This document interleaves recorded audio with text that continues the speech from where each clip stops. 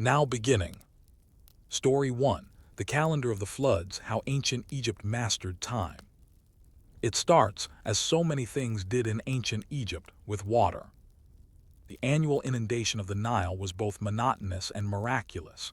Every year, predictably yet still surprisingly, the river would rise and spill over its banks, bringing with it not chaos but a silty salvation. It happened slowly, almost imperceptibly at first. A dampness at the edge of fields, a trickle through irrigation channels left dry for months. The villagers of a small nome, the ancient Egyptian version of a district, would begin to move, but not in haste. This was the beginning of the year. Time in ancient Egypt was not something you wore on your wrist or counted in seconds. It was something you watched. You watched the horizon. You watched the water. You watched the stars. But most of all, you watched the Nile. The Old Kingdom's quiet revolution. Before the monumental structures, before the carved tombs and golden masks, there was an invisible invention that made everything else possible. The invention of the calendar. The earliest Egyptian calendar was not quite what we think of today. It wasn't based on a rigid numerical system. Instead, it was a response to nature. The Nile dictated the rhythms of life, so Egyptians constructed a calendar around the inundation, not despite it. The year began with the flooding season Akhit. This was not a dramatic wall of water but a steady, creeping spread of muddy richness. In this first season, from mid-July to mid-November, the fields were underwater. No planting could happen, so instead the people built, worshipped, rested, and watched. After Akhit came Parat, the season of emergence mid-November to mid-March, when the waters receded and the black soil Kemet was revealed. It was in this season that seeds were pushed into damp earth, often simply trampled in by goats. Plows came later. It was enough to press the grain into the mud. Finally, there was Shemu, the season of harvest mid-March to mid-July. Shemu was dry, hot, and labor-intensive, but it was also a time of satisfaction.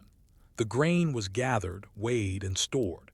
Taxes were calculated not in coin but in wheat and barley. Then the waiting began again. This three-season cycle was the quiet pulse of Egyptian civilization. Yet tracking it required precision more than what one might expect from a society thousands of years old. A star called Sothis.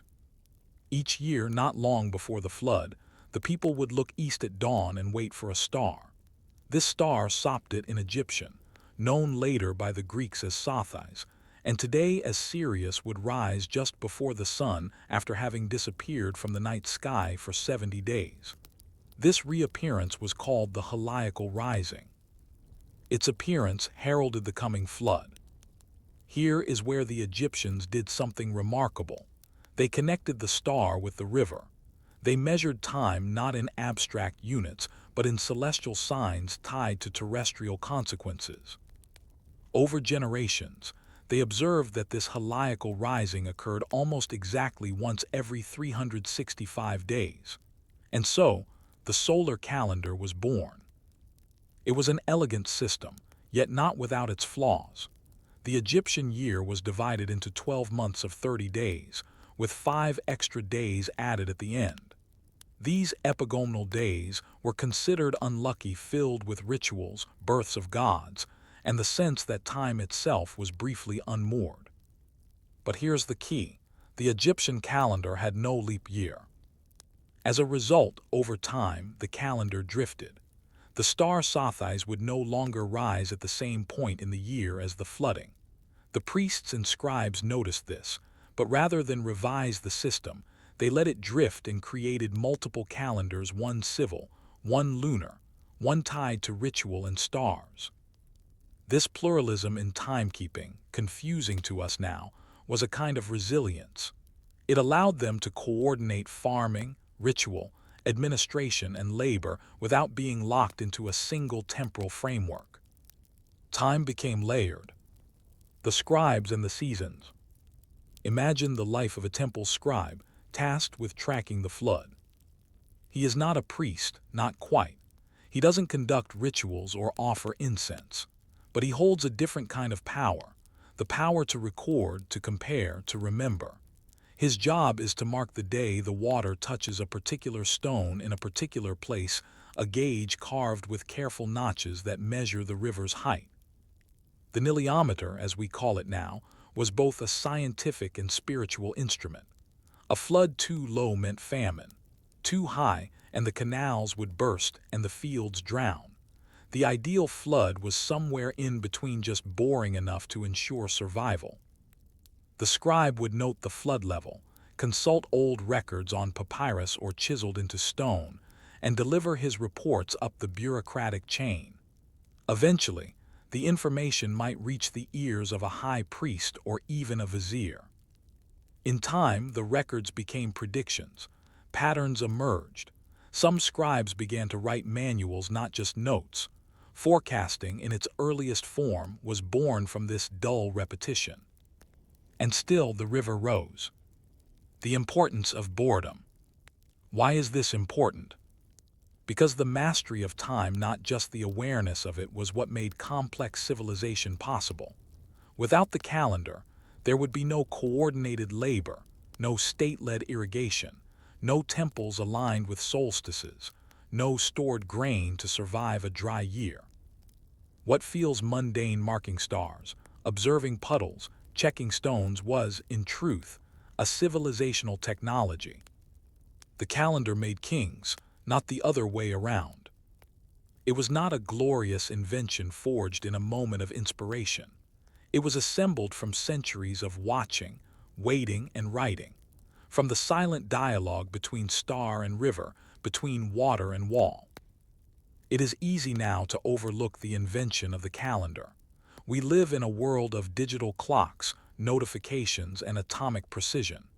But in ancient Egypt, time was slow, sticky with mud, and marked by the measured unfolding of nature. The Egyptians did not invent time, but they learned how to live within it, and in doing so, quietly conquered it. And yet, one wonders, how did a civilization so precise in its observation allow its calendar to drift? What did that drifting do to their sense of order, and how did they manage the gap between celestial and civil time? The Nile continued to rise and fall, year after year. The star Sirius Sopdet continued to make its dramatic dawn return each summer. And yet, the calendar slowly lost its grip on the river. This wasn't a failure. It was, in a way, a choice. The civil calendar of 365 days had no leap year, and so, every 4 years it drifted one day ahead of the natural cycle. Over a human lifetime, this might not have mattered much. But over centuries, the difference became glaring. And still, the Egyptians did not correct it. They didn't need to. Instead, they adapted. A calendar of bureaucracy. The civil calendar was invented for function, not perfection. It served temples, tax collectors, and pharaohs. It was a rhythm for labor and grain counting, not for precision about the sky. With 12 months of 30 days each, and the 5 extra epigonal days tacked on the end, the structure was satisfyingly symmetrical. Each month had 3 weeks, each of 10 days decans, they were called. These weeks structured the lives of workers and officials, temple offerings and markets. They were regular, predictable, almost metronomic. A government official, inspecting storehouses in Upper Egypt, could schedule his return to Memphis with a clarity that matched the sun. And in this, the calendar did its job. It gave the state the illusion of control. The civil year may have slowly slipped away from the stars, but it held together the bureaucracy. Lunar loops in temple time. But beneath this smooth system, something else ticked. While the civil calendar was losing time, the lunar calendar tied to the phases of the moon remained more aligned with the seasons. It wasn't as convenient. The months varied in length.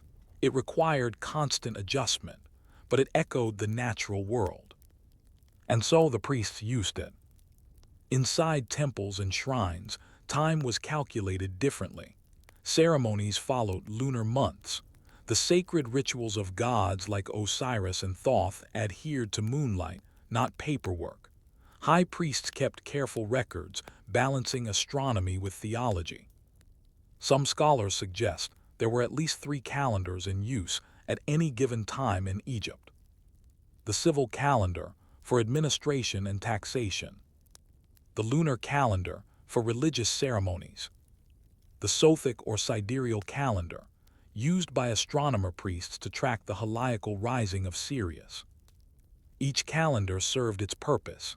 Each described a different Egypt, one for the rulers, one for the gods, and one for the stars.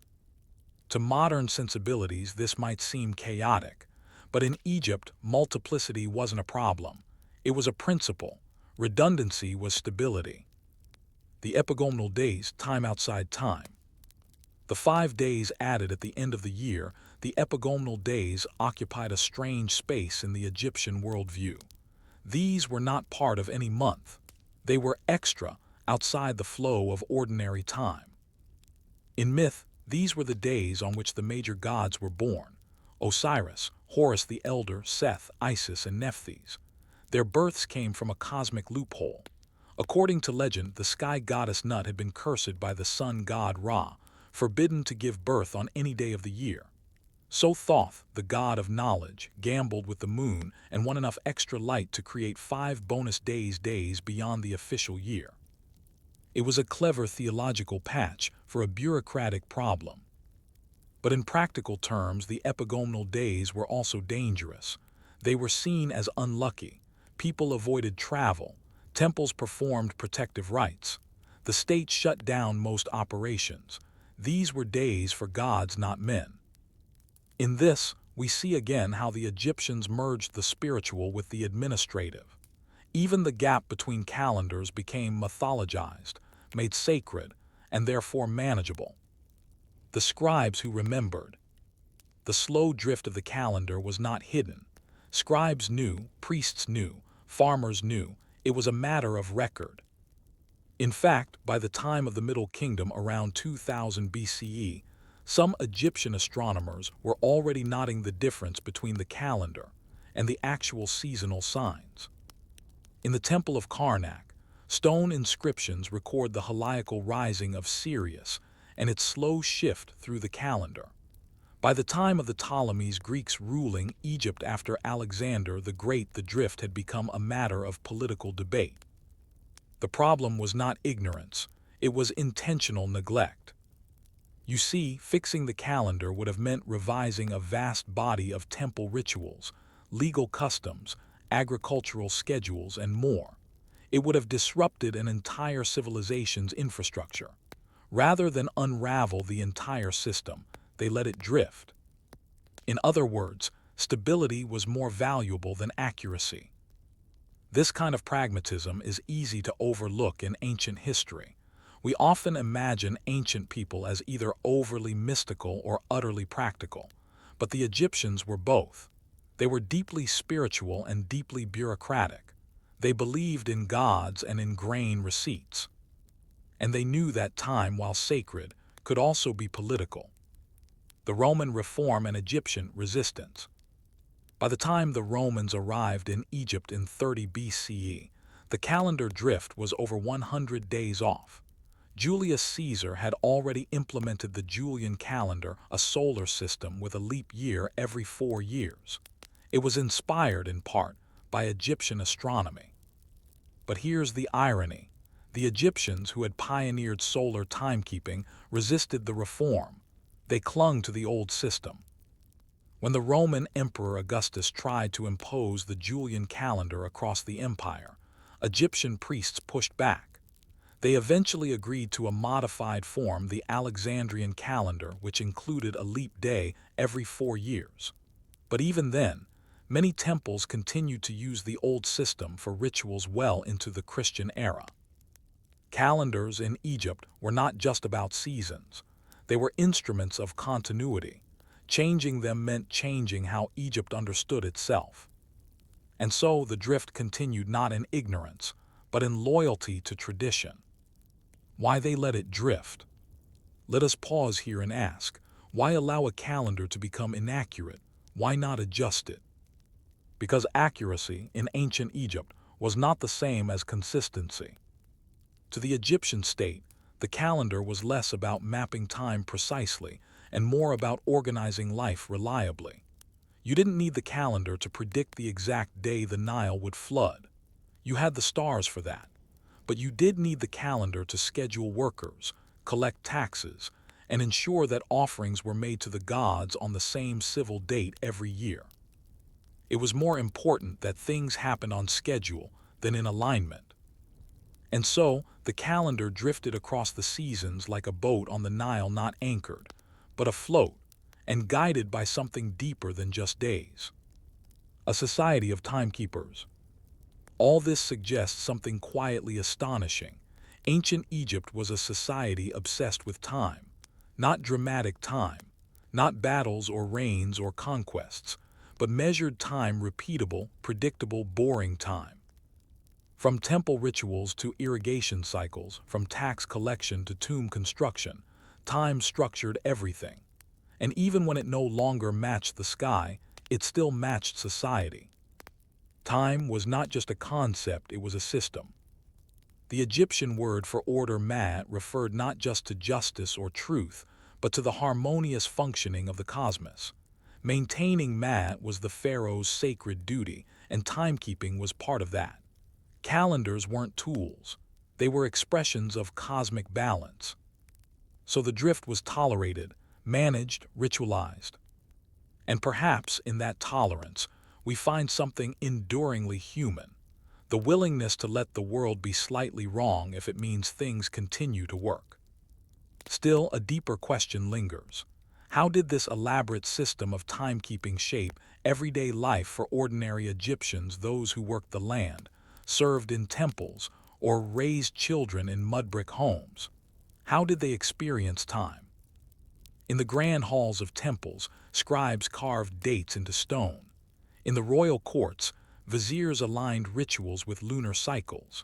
But what about the people outside the temples? Those who lived in the narrow, sun-baked alleyways of Thebes and Memphis, who smelled of barley flour and river mud, how did they experience time? For most Egyptians, time was not calculated. It was felt. It wasn't counted in days, but in smells, sounds, and the shifting colors of the land. And yet, even in its most mundane moments, the rhythm of time permeated everything. The farmer and the flood. The most fundamental experience of time for a typical Egyptian was agricultural. To be a farmer on the banks of the Nile was to live inside a predictable uncertainty. You knew the flood was coming. You just didn't know exactly when or how much. Would it bless or destroy? The calendar marked the start of Akhet, the season of inundation.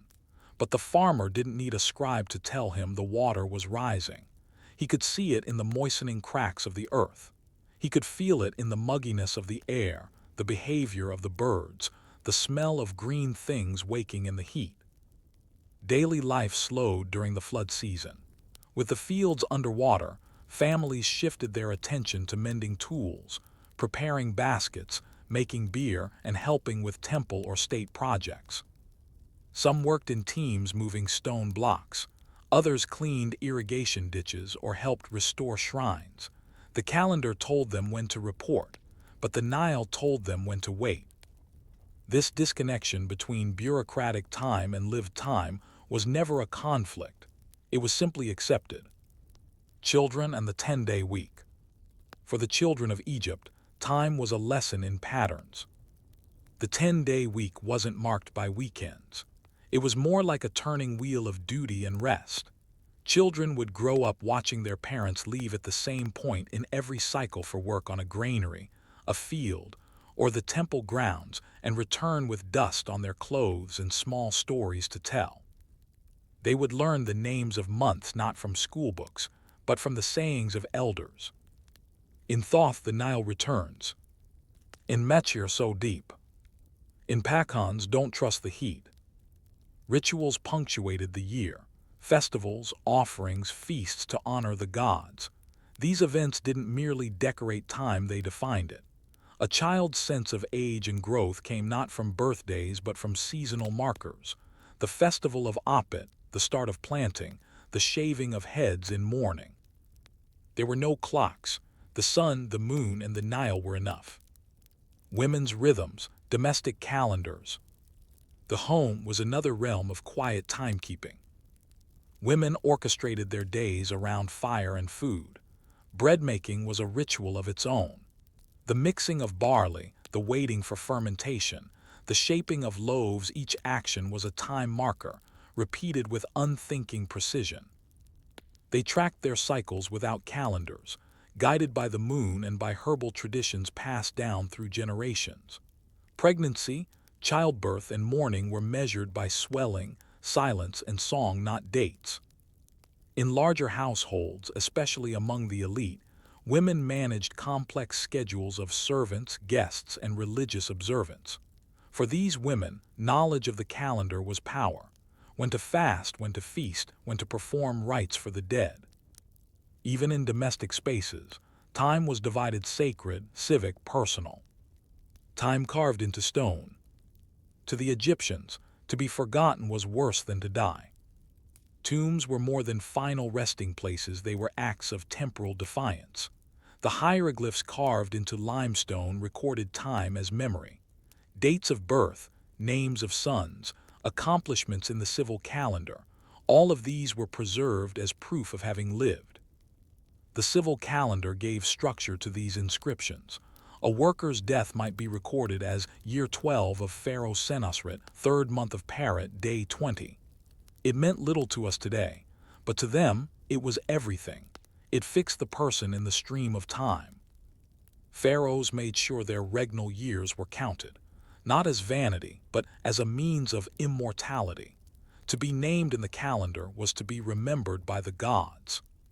Temples inscribed the dates of offerings, the reigns of kings, the start of important festivals. These weren't just notes, they were statements of cosmic alignment. Time, written in stone, became part of the eternal.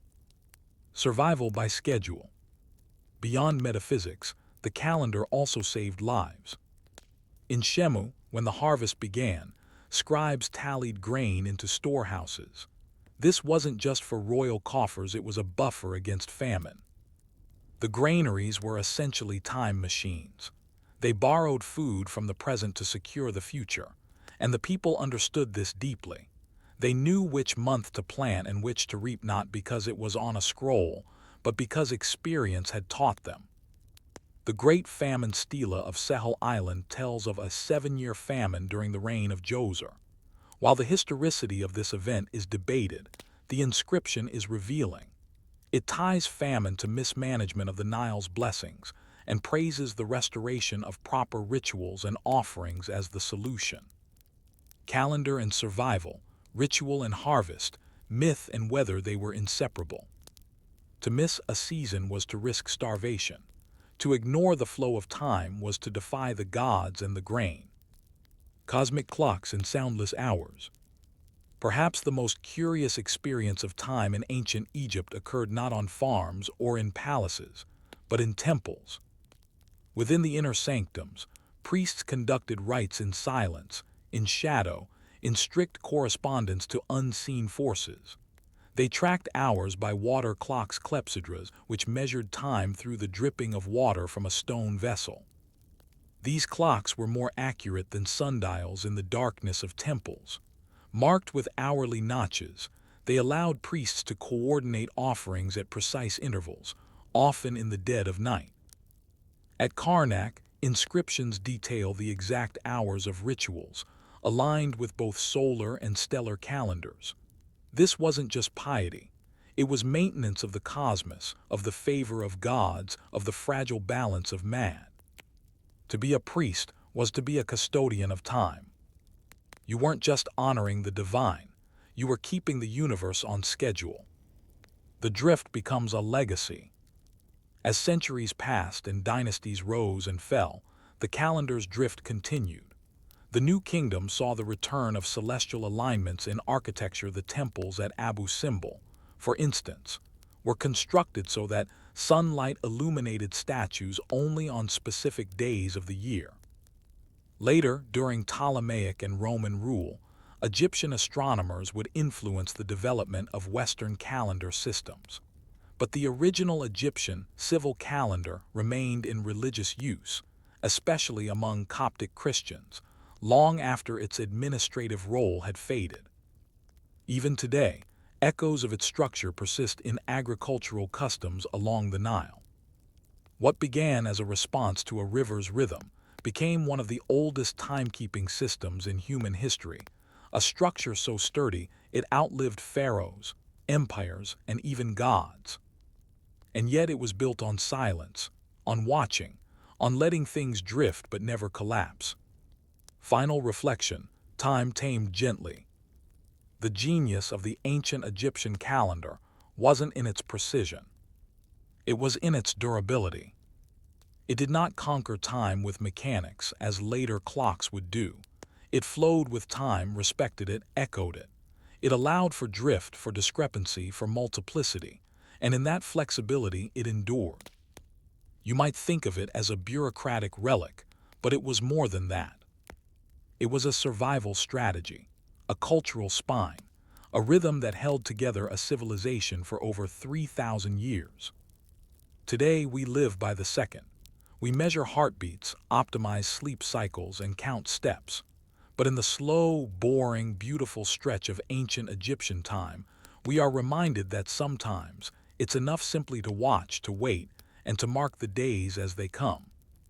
Perhaps the real invention wasn't the calendar itself. Perhaps it was the idea that time belongs to those who pay attention. Story 2. Mud, Bricks, and Bureaucracy, the builders before the pyramids. Before the towering pyramids reached for the heavens, before polished limestone dazzled under desert suns, before Khufu, Sneferu, or Djoser, there was mud. Not metaphorically, not poetically, literally, wet earth shaped by hand, dried in the sun and stacked one upon the other. Ancient Egypt's first real building boom was not carved in stone. It was baked in sunlight, kneaded with straw, and tracked on clay tablets by men who understood that before you can build temples, you must build walls that don't fall over. This is the story of mudbrick, not just a material, but a system, a quiet revolution in administration, labor, and permanence. And it begins not with grand monuments, but with homes, granaries, and perimeter walls that have long since crumbled, but once shaped the bones of a civilization. Foundations of an empire. When we think of the beginning of ancient Egypt, we often leap straight to the third dynasty, the era of Djoser's step pyramid at Saqqara. But long before that, Egypt was already a society of builders. Their materials just didn't last as long. In the pre-dynastic and early dynastic periods, roughly 5,000 to 2,686 BCE, Egypt was a patchwork of small settlements, each clustered along the Nile like beads on a string. The river was both lifeline and highway, but it was the mud, the black, silty residue left behind by annual floods that made life livable. People didn't waste it, they shaped it into bricks. Making mudbrick, boring, essential, and ingenious. To make a mudbrick in ancient Egypt, you needed 4 things. Nile silt, dark, fertile, and smooth. Straw or chaff, to bind the clay and prevent cracking. Water, enough to make the mixture pliable but not sloppy. A wooden mold, standardized, efficient, and reusable. The process was repetitive and deeply physical. Workers, often farmers during the flood season when fields were underwater, would mix the mud with straw by foot or shovel. The mixture was then packed into molds, left to dry under the sun for several days, and eventually stacked into storage until needed. Each brick was approximately 10 x 20 x 30 centimeters, though variations existed. Some even bore the seal of an official or king, stamped before drying to signify ownership or oversight. These weren't scraps, these were infrastructure. Houses, walls, workshops, courtyards, all were made from mudbrick. Even temples and administrative buildings used mudbrick as their structural core, with stone reserved for symbolic or sacred areas. And in this way, Egypt built not just buildings but systems. The architecture of accounting. Mud brick doesn't sound exciting, but what it allowed was revolutionary. Large-scale construction, standardized labor, and perhaps most importantly, the birth of bureaucracy. Each project required material estimates: how much mud, how much straw. Labor divisions: who molds, who dries, who builds. Time management: how long would it take to build a wall 100 meters long, 3 meters high? Record keeping: which crew completed which segment, how many bricks were used. Enter the scribe. Scribes tracked it all. On clay tablets, potsherds, or early papyrus, they listed deliveries of straw, numbers of bricks, and names of workers. If one gang produced 1,000 bricks in a week while another managed only 600, it was recorded. This wasn't just about efficiency, it was about trust, accountability, taxation, fairness, and it all centered on mud. Even more importantly, the ability to track bricks translated directly into social organization. Supervisors emerged, quotas developed, deadlines formed. Suddenly, Egypt wasn't just a place of river and field, it was a place of projects. And projects require planners. Bricks as power. In ancient Egypt, to command a wall to rise was a symbol of authority. The early kings of the first and second dynasties may not have left behind pyramids, but they built massive mud brick enclosures, fortified walls around temples, palaces, and sacred compounds. Some of the most impressive remain in the ruins of Abydos and Hierakonpolis, where battered brick foundations still lie beneath desert sand, their shape holding even after 5,000 years. Consider the Shunnat el-Zebib, an enormous mud brick enclosure built for King Khosrow around 2700 BCE. The structure, almost 140 meters long and 75 meters wide, was built entirely of sun-dried brick. It predates the step pyramid and is often considered its architectural ancestor. Why build something so vast from such a fragile material? Because brick was fast, it was cheap, it was scalable, and in a desert land where stone quarries were distant and labor was seasonal, it was the ideal solution for an empire still experimenting with permanence. The act of building large brick structures sent a clear message. This king has the power to organize thousands, to feed workers, to manage materials, to shape the landscape. Even when the buildings themselves crumbled, the legacy of that organization endured. Building and belonging. Brick structures weren't just for the elite. Ordinary Egyptians lived in mud brick homes, rectangular, single-story dwellings often shared by multiple generations. Walls were whitewashed with gypsum to reflect sunlight. Roofs were flat, built from palm trunks and mud layers, providing space for sleeping during the hot season. In wealthier homes, bricks created courtyards, storage rooms, and even underground granaries. Drainage systems were rudimentary, but present. In cities like Tel El Amarna, archaeologists have uncovered entire urban blocks made from mud brick, revealing a society where spatial organization was both personal and political. Even in death, mud brick played a role. Before the age of pyramid burials, elite Egyptians were entombed in mastabas, rectangular, flat-roofed tombs made of brick. These tombs often had chapels and storerooms, indicating not only a belief in the afterlife, but also an understanding that architectural space extended beyond death. The dead needed walls too. Temporary walls, permanent impact. Most of what we see in museums today, the statues, steely, gold funerary masks, were luxury items. Exceptional, singular. But the mud brick, it was everywhere. It held back the river. It divided neighbors. It formed the stages upon which Egypt's economy, politics, and spirituality were performed. And even as it eroded, it left behind traces: the faint outlines of villages, the shadows of doorways, the ghost patterns of floors. For Egyptologists, these ruins are treasure maps. They show how people lived, not kings, but everyone else. The bricks may have been mundane, but their impact was extraordinary. Because to build in mud brick was to acknowledge a reality, that civilization is less about monuments and more about maintenance, more about walls that hold, not towers that dazzle. But there's a question lingering in these ruins. How did the Egyptians transition from such humble, impermanent materials to the impossible geometry of pyramids? What had to change not just in material, but in mindset? The mud brick walls of early Egypt held back more than floodwaters, they held back history.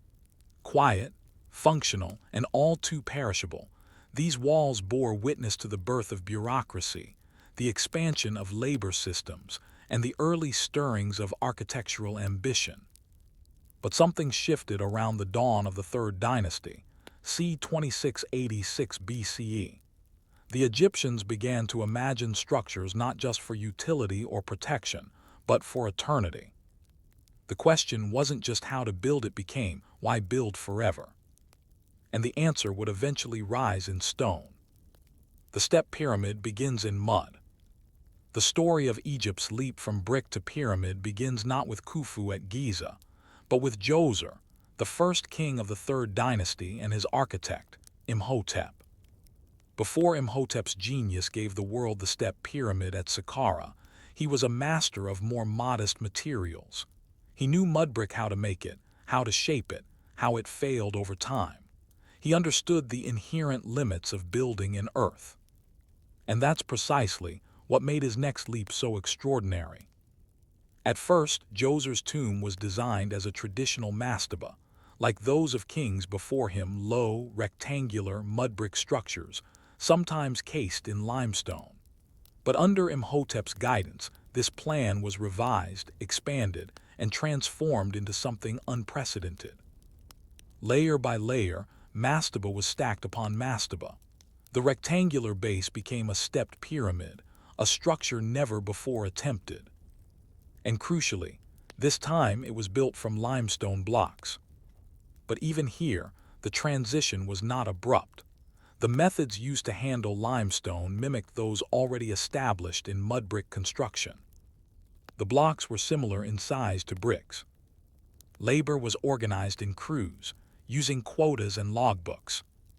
The foundational layout followed traditional brick patterns. The logistics of hauling materials were already tested with bricks. In this way, the step pyramid was not a sudden burst of innovation.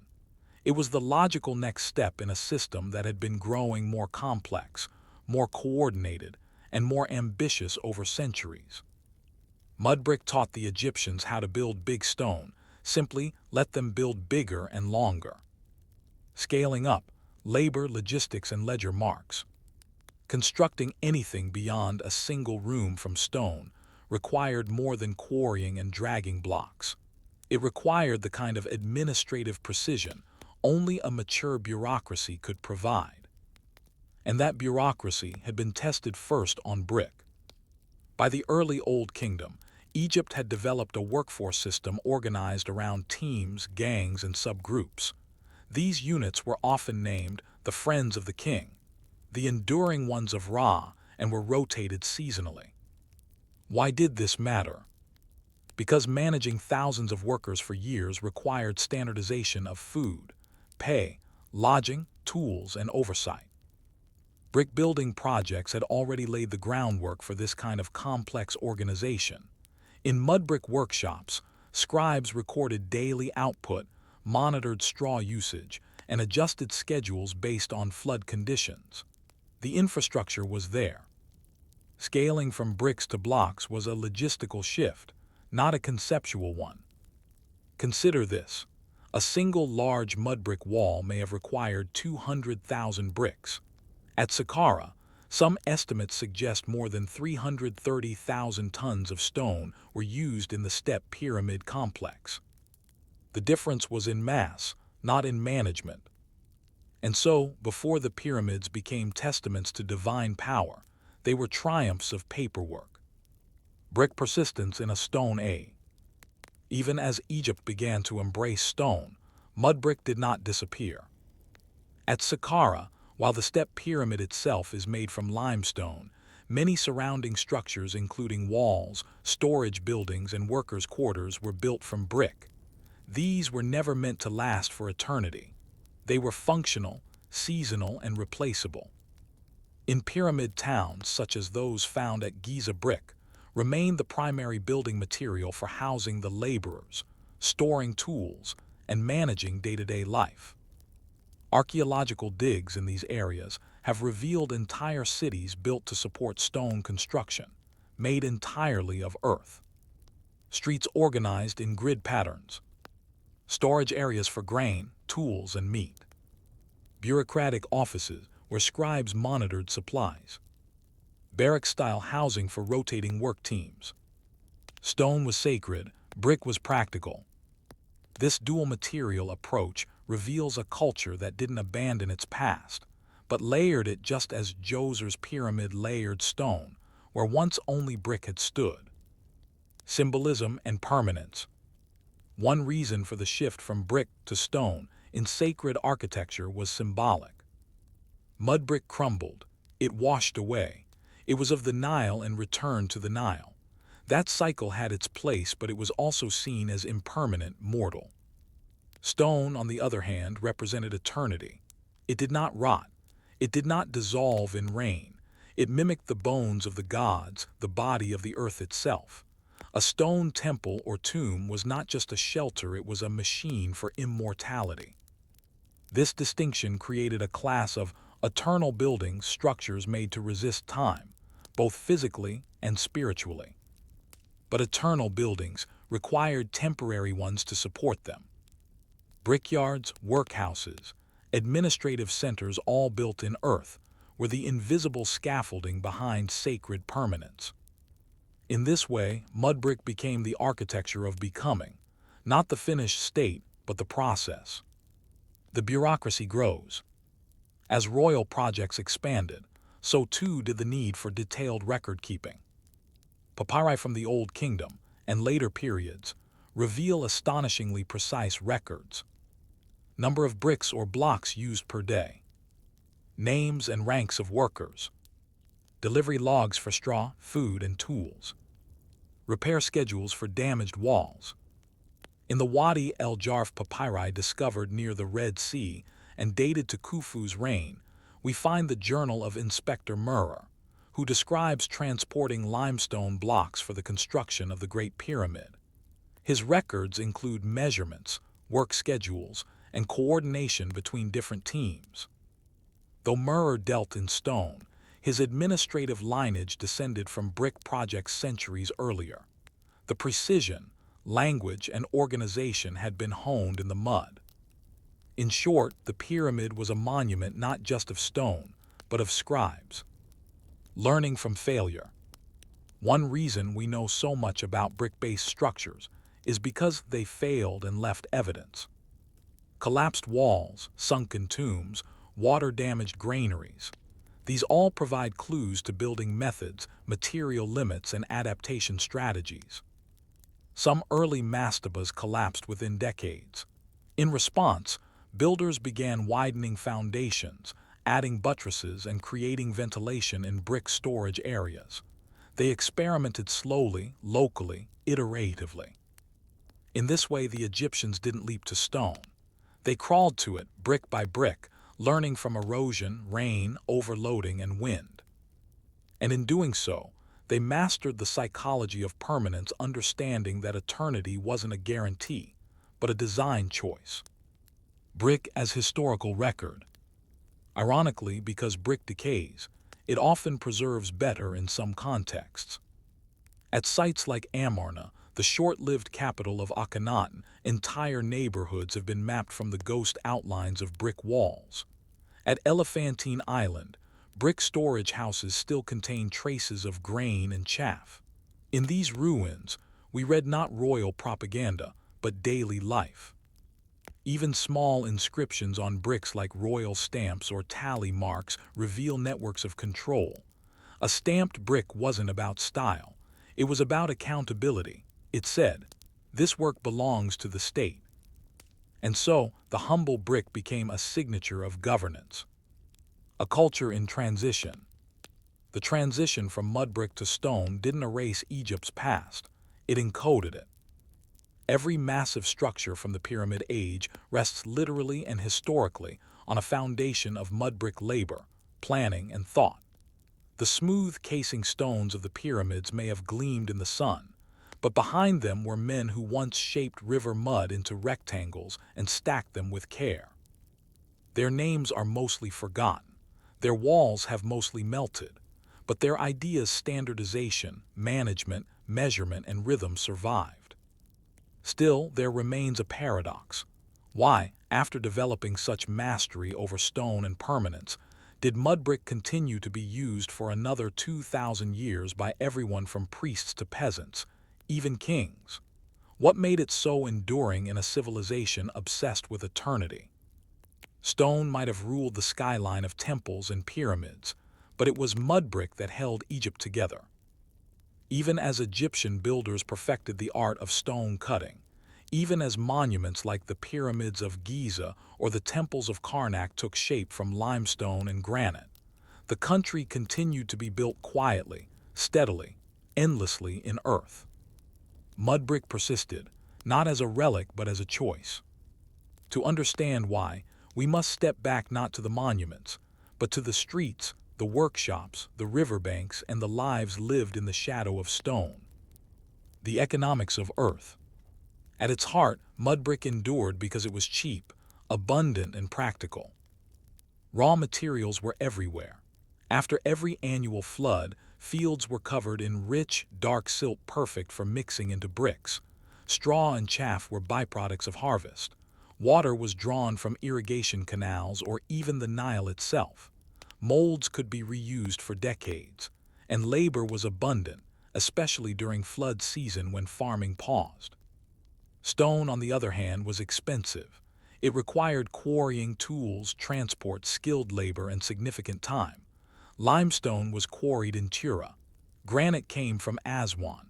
Moving either required barges, oxen, overseers, and risk. Stone buildings were for the gods and the dead. Mud brick was for the living. No pharaoh, no matter how divine, could afford to build an entire city in stone, nor would it have made sense. People changed. Needs shifted. Cities grew. Bricks allowed for adaptability, and in a society as long-lived as Egypt's, adaptability was more valuable than permanence. Cities of clay. To walk through an Egyptian city in the New Kingdom, c. 1550–1070 BCE, was to walk through a landscape of dust and durability. Every wall, from the home of a farmer to the house of a noble, was formed of sun-dried brick. Temples and palaces often appeared to be stone, but their administrative wings, courtyards, storage spaces, and kitchens were all brick. Archaeological excavations at Deir el-Medina, the village of the tomb workers near Thebes, reveal a city entirely built from brick. It had uniform houses with interior courtyards, public cisterns and streets, boundary walls and granaries, brick shrines to local deities. The walls were thick, cool, and easily patched. Roofs were made of palm logs and packed clay. Homes were intimate and functional, and when a family grew, they simply knocked down a wall and rebuilt it. These cities were not built to last forever. They were built to function well now. State projects in brick. Even major state initiatives continued to rely on brick well into Egypt's imperial zenith. The Ramesseum, funerary temple of Ramesses II, included vast auxiliary buildings made of brick, storage chambers, treasuries, and labor housing. The Temple of Medinet Habu, another massive complex, was supported by a brick enclosure and dozens of outbuildings. In the Delta region, especially, stone was harder to come by. There, entire cities like Tanis, Bubastis, and Avaris were built primarily from brick. These urban centers flourished, served dynasties, even held royal palaces, none of it built in the eternal language of stone. Their walls melted over centuries. Their bricks dissolved in the rain, but while they stood, they organized an empire. Bricks of the sacred and the mundane.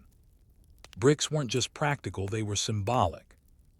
In foundation rituals, consecrated bricks were buried at temple corners, sometimes containing magical inscriptions or charms. These were called foundation deposits, and they signified the alignment of architecture with divine will. Some tombs in Middle and New Kingdom periods featured model bricks, as part of burial goods, miniature tools and materials, symbolizing the deceased's preparedness for the afterlife. In the tomb of Tutankhamun, among the wealth of gold and alabaster, archaeologists found baskets of mud bricks with his seal. Why? Because even a divine king might need to build his eternal house in the afterlife. In this way, brick bridged the earthly and the divine. It was a material of sweat and straw and of sanctity. Brick temples and priesthoods. Though we imagine Egypt's temples in carved grandeur, many were built in mud brick first, especially in smaller towns or border regions. Why? Because brick allowed speedy construction, often necessary in politically tense times. A pharaoh or high priest could establish a religious foothold quickly, solidifying power in a region. Later, if stone became available, the temple could be upgraded brick, transformed into granite. This is why archaeologists often find earlier brick structures beneath later stone ones, like ghosts of the first iteration. And in some cases, they never upgraded. For centuries, many temples remained brick-built and were no less sacred for it. Brick in military architecture. Egyptian fortresses in Nubia, the Sinai, and the Delta were primarily constructed from mud brick. The reason was again pragmatic. Fortresses needed to be built quickly. They were large and required vast amounts of material. Bricks could be made on-site from local materials. The hot climate hardened brick to a durable finish. At sites like Buhan and Semna, brick walls towered 10 meters high, with bastions, towers, and complex entryways. Some forts housed hundreds of soldiers and civilians. They were not decorative, they were defensive, administrative, and long-lasting. And when the frontier moved, they were often abandoned not because they had failed, but because the need had passed. Brick was a mobile tool of empire, enduring because it could end. There's a deeper truth here, one that sits at the heart of Egyptian thinking. To endure doesn't mean to last forever. The Egyptians built two kinds of structures. Those meant to resist time: pyramids, tombs, temples. And those meant to exist in time: homes, markets, granaries, forts. Brick was honest. It was of the earth. It aged, it failed. It was alive in a way stone never was. A brick house could be repaired. A brick wall could be knocked down and rebuilt. A brick city could shift with the needs of its people. This was endurance through use, not through defiance of change. In that way, brick was Egypt's most human invention. Coptic and Islamic Egypt, brick reborn. Even after the fall of the pharaohs, brick construction persisted. In Coptic Christian communities of late antiquity, brick churches were common. Some reused bricks from older pharaonic structures still solid after centuries. Early monasteries like those at Wadi el-Natron used sun-dried bricks to construct prayer halls, kitchens, and dormitories. Under Islamic rule, brick remained a core construction material. Mosques, palaces, and homes in Fustat, the first Islamic capital of Egypt, were made of mud brick and fired brick. The Fatimid, Ayyubid, and Mamluk dynasties all used brickwork extensively, adapting it with new technologies and artistic styles. Brick never left. It just adapted to new civilizations as it always had. Reflection: the walls that whisper. Stone monuments proclaim. Brick walls whisper. And those whispers about how people lived, how they worked, how they organized themselves are sometimes more valuable than the boasts of kings.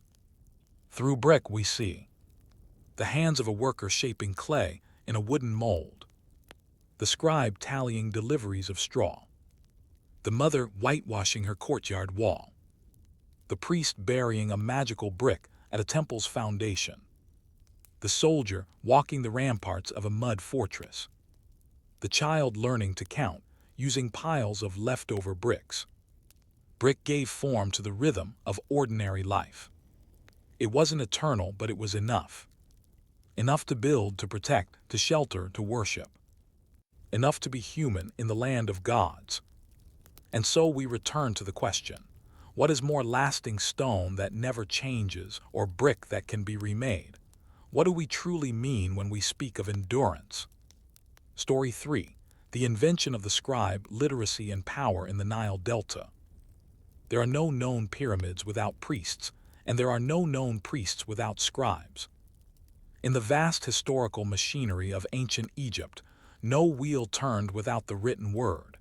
It was not the chisel, the plow, or the spear that kept Egypt moving, it was the reed pen. Before kings ruled with stone and armies, they ruled with ink. The invention of the scribe was not the creation of writing itself, it was the creation of a class, a function, and a form of power more enduring than most monuments. And it began, slowly and quietly, in the river-fed marshes of the Nile Delta, where papyrus grew in thick, slicing stands. This is the story of how literacy gave rise to order, how bureaucrats built empires with symbols, and how scribes became the nervous system of Egypt's enduring civilization. The origins of Egyptian writing. To understand scribes, we must first understand the tool they wielded, hieroglyphs. Egyptian writing likely emerged around 3100 BCE, slightly after, and possibly influenced by Mesopotamian cuneiform. The earliest known hieroglyphs appear on labels, pottery, and ceremonial items, brief inscriptions, often tied to kingship, trade, or religious offerings. These early symbols were not used to tell stories, they were used to account. How many jars of oil? Who delivered the cattle? What goods were sent to the temple? What was the name of the reigning king? Writing wasn't born from poetry or myth, it was born from logistics. At first, only a small group of people could read or write. Writing was slow, formal, and expensive. But as Egypt's political unification took hold, combining Upper and Lower Egypt into a single kingdom, the need for record-keeping exploded. You could not tax a population without keeping numbers. You could not build a pyramid without schedules. You could not appease the gods without documented offerings. Enter the scribe. Becoming a scribe. Becoming a scribe was a matter of birth, education, and endurance. Scribes were typically the sons of officials or priests. They began training young, around age 5 or 6, and spent years learning how to form thousands of characters with accuracy and elegance. This was no trivial task, Egyptian writing included. Hieroglyphs, used for formal, monumental inscriptions. Hieratic, a cursive form used in daily documents. Demotic later, a more abbreviated and popular script. Students learned by copying passages again and again.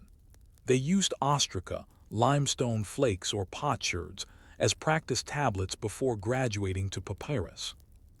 Instruction was strict. Writings from scribal schools often include verses like, "The scribe does not suffer like the soldier or the farmer. He eats well, sleeps safely, and earns respect. Learn the writing, it is the path to life." This wasn't hyperbole, it was a sales pitch. To be a scribe was to escape manual labor. It was the ancient Egyptian equivalent of social mobility, a career that could elevate a commoner's son to a position of influence. The tools of the trade. The scribe's toolkit was simple but powerful. A reed pen, cut at an angle for both thick and fine lines. Ink made from soot black and red ochre for corrections and headers. Papyrus cut into scrolls, made from the very plants growing along the Nile. A palette, a wooden case that held inks and reeds, often inscribed with the scribe's name. Many scribes carried their palette as a symbol of status, much like a noble might carry a dagger. It was not just a tool, it was an identity. In fact, some scribes had their palettes buried with them. The reach of the scribe. By the time of the Old Kingdom, scribes had infiltrated nearly every corner of Egyptian life. In temples, they recorded offering, chanted spells, and maintained ritual calendars. In royal courts, they tracked taxes, laborers, tribute from foreign lands, and royal decrees. In construction, they organized work crews, rationed supplies, and ensured materials reached their destinations. In agriculture, they counted cattle, measured fields, and kept track of harvests. In death, they documented funerary goods, composed epitaphs, and copied the Book of the Dead. They were not passive recorders, they were gatekeepers. No transaction was official unless a scribe inscribed it. They had the power to name, and in Egyptian belief, to name something was to shape its reality. The scribe and the king. A pharaoh may have commanded thousands, but he depended on a few dozen scribes. The king's decrees were meaningless if no one recorded them. His monuments could not rise without architects who calculated the stones, who scheduled the crews, who arranged deliveries, and all those functions passed through scribal hands. Some scribes rose to exceptional heights. The legendary Imhotep, builder of Djoser's step pyramid, began as a scribe and became vizier, priest, architect, physician, even deified after death. The New Kingdom scribe Ramos, buried near Luxor, had his tomb decorated not with scenes of farming or war, but with rows of scribes and scrolls. His tools were his triumph. The scribe wasn't behind the scenes. He was the scene itself, and the script he wrote determined what would be remembered. Literacy and control. Only a tiny fraction of Egyptians could read or write. Some scholars estimate less than 1% during most of pharaonic history. This was not due to ignorance, it was due to design. Writing was power. Controlling the script meant controlling the narrative both legally and cosmically. Temples used writing to record divine events. Kings used it to immortalize victories, real or exaggerated. Tax officials used it to record debts. Courts used it to resolve disputes. To be illiterate in Egypt wasn't a failure. It was simply the norm. But to be literate was to enter a closed world of precision, authority, and permanence. Sacred words. The Egyptian word for to write is sesh, and the word for scribe is shesh, literally, he who writes. But hieroglyphs were not seen merely as symbols, they were living entities. Each sign carried power. A falcon could bring protection. A vulture could invoke the goddess Mut. A dagger or snake had to be carved without full detail in tombs to prevent its activation. This belief gave scribes spiritual responsibility. Writing was not just practical, it was a ritual. In tombs, scribes wrote spells to guide the dead through the underworld. In temples, they copied sacred texts to ensure rituals were performed correctly. A single mistake in a scroll could mean cosmic imbalance. This elevated the scribe from bureaucrat to custodian of harmony. Writing in the Delta. While most famous scribal activity centered around Thebes and Memphis, the Nile Delta played a vital role in the development and spread of literacy. In cities like Sais, Tanis, and Bubastis, scribes operated in royal and religious centers that coordinated trade, diplomacy, and temple life in Lower Egypt. Papyrus production thrived in the Delta, providing the raw material for scrolls used across the empire. Trade networks often funneled through Delta ports, and scribes were needed to record shipping manifests, cargo weights, and diplomatic correspondence with the Near East. Delta scribes were often multilingual, versed in both Egyptian and foreign scripts like Akkadian or later Aramaic and Greek. They weren't just recorders of Egyptian life, they were interpreters of the world. But one wonders, what did it mean to be a scribe in a world where most could not read? How did the control of writing affect social order, And did scribes ever bend the rules they recorded? The scribe was everywhere, and yet rarely seen. He did not command armies or build statues of himself. He did not rule, nor did he farm. And yet, without the scribe, the pharaoh's voice fell silent, the temple lost its calendar, and the tax collector lost his targets. The scribe was the quiet hand that threaded Egypt together from palace to pasture, temple to tomb. But in a land where so few could read or write, what did it truly mean to possess literacy? What kind of power was hidden behind ink? Literacy and hierarchy. The scribe's authority came not from muscles or metal, but from a monopoly on knowledge. In ancient Egypt, writing was not democratized. It was not taught in village schools. It was gate-kept, deliberately restricted to an elite class. To be literate was to belong to a rarefied circle, often linked to temples, palaces, or administrative centers. Consider this. The average Egyptian farmer lived and died without ever seeing papyrus. His days were governed by the sun, the river, and the voice of the overseer. That overseer relied on a scribe who told him how much grain to expect, how many workers were scheduled, and what share belonged to the state. The system worked because no one outside the scribal class could challenge the math. No literacy meant no contestation. If the scribe recorded that 30 sacks of barley were owed, who could say otherwise? If a field was measured incorrectly or conveniently overestimated, the scribe's word was law. In this way, literacy was a form of soft control, shaping not only commerce and labor, but also truth. Writing the state. The pharaoh ruled by divine right, but also by documented decree.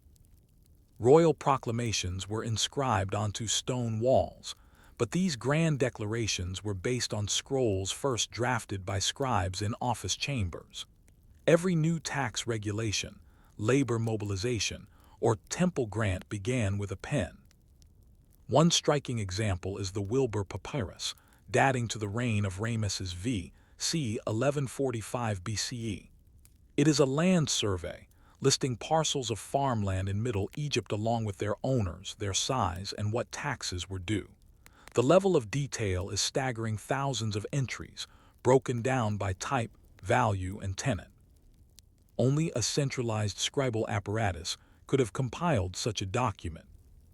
It shows us that Egypt was not governed just by tradition or religious power, it was governed by records. The scribe's role in justice. Scribes were not only bookkeepers, they were legal authorities. In court cases, whether land disputes, theft, or inheritance, scribes documented testimonies, tallied evidence, and preserved verdicts. Some acted as legal clerks, others rose to become judges themselves. The Tale of the Eloquent Peasant, a literary text from the Middle Kingdom, tells the story of a poor farmer who petitions a corrupt official after his goods are stolen. The tale is as much about justice as it is about language. The peasant's poetic appeals are admired for their rhetorical beauty, copied by scribes in training for centuries. It reflects an ideal, that the written word could be an instrument of fairness, not just control. But in reality, most legal outcomes favored those who understood the paperwork, those who knew how to cite precedents, reference decrees, or influence scribes.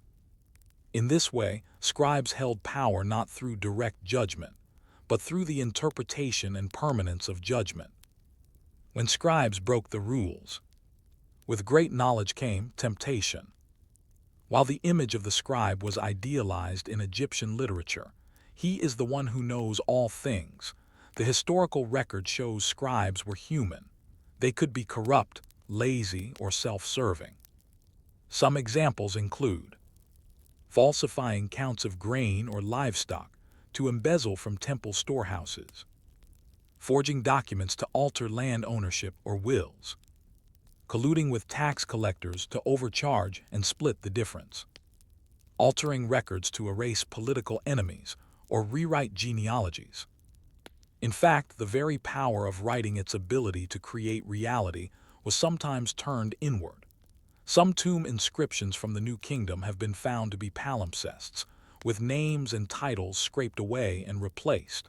Whether done posthumously or during life, these edits suggest a politics of memory manipulation. Scribes didn't just record history, they could revise it.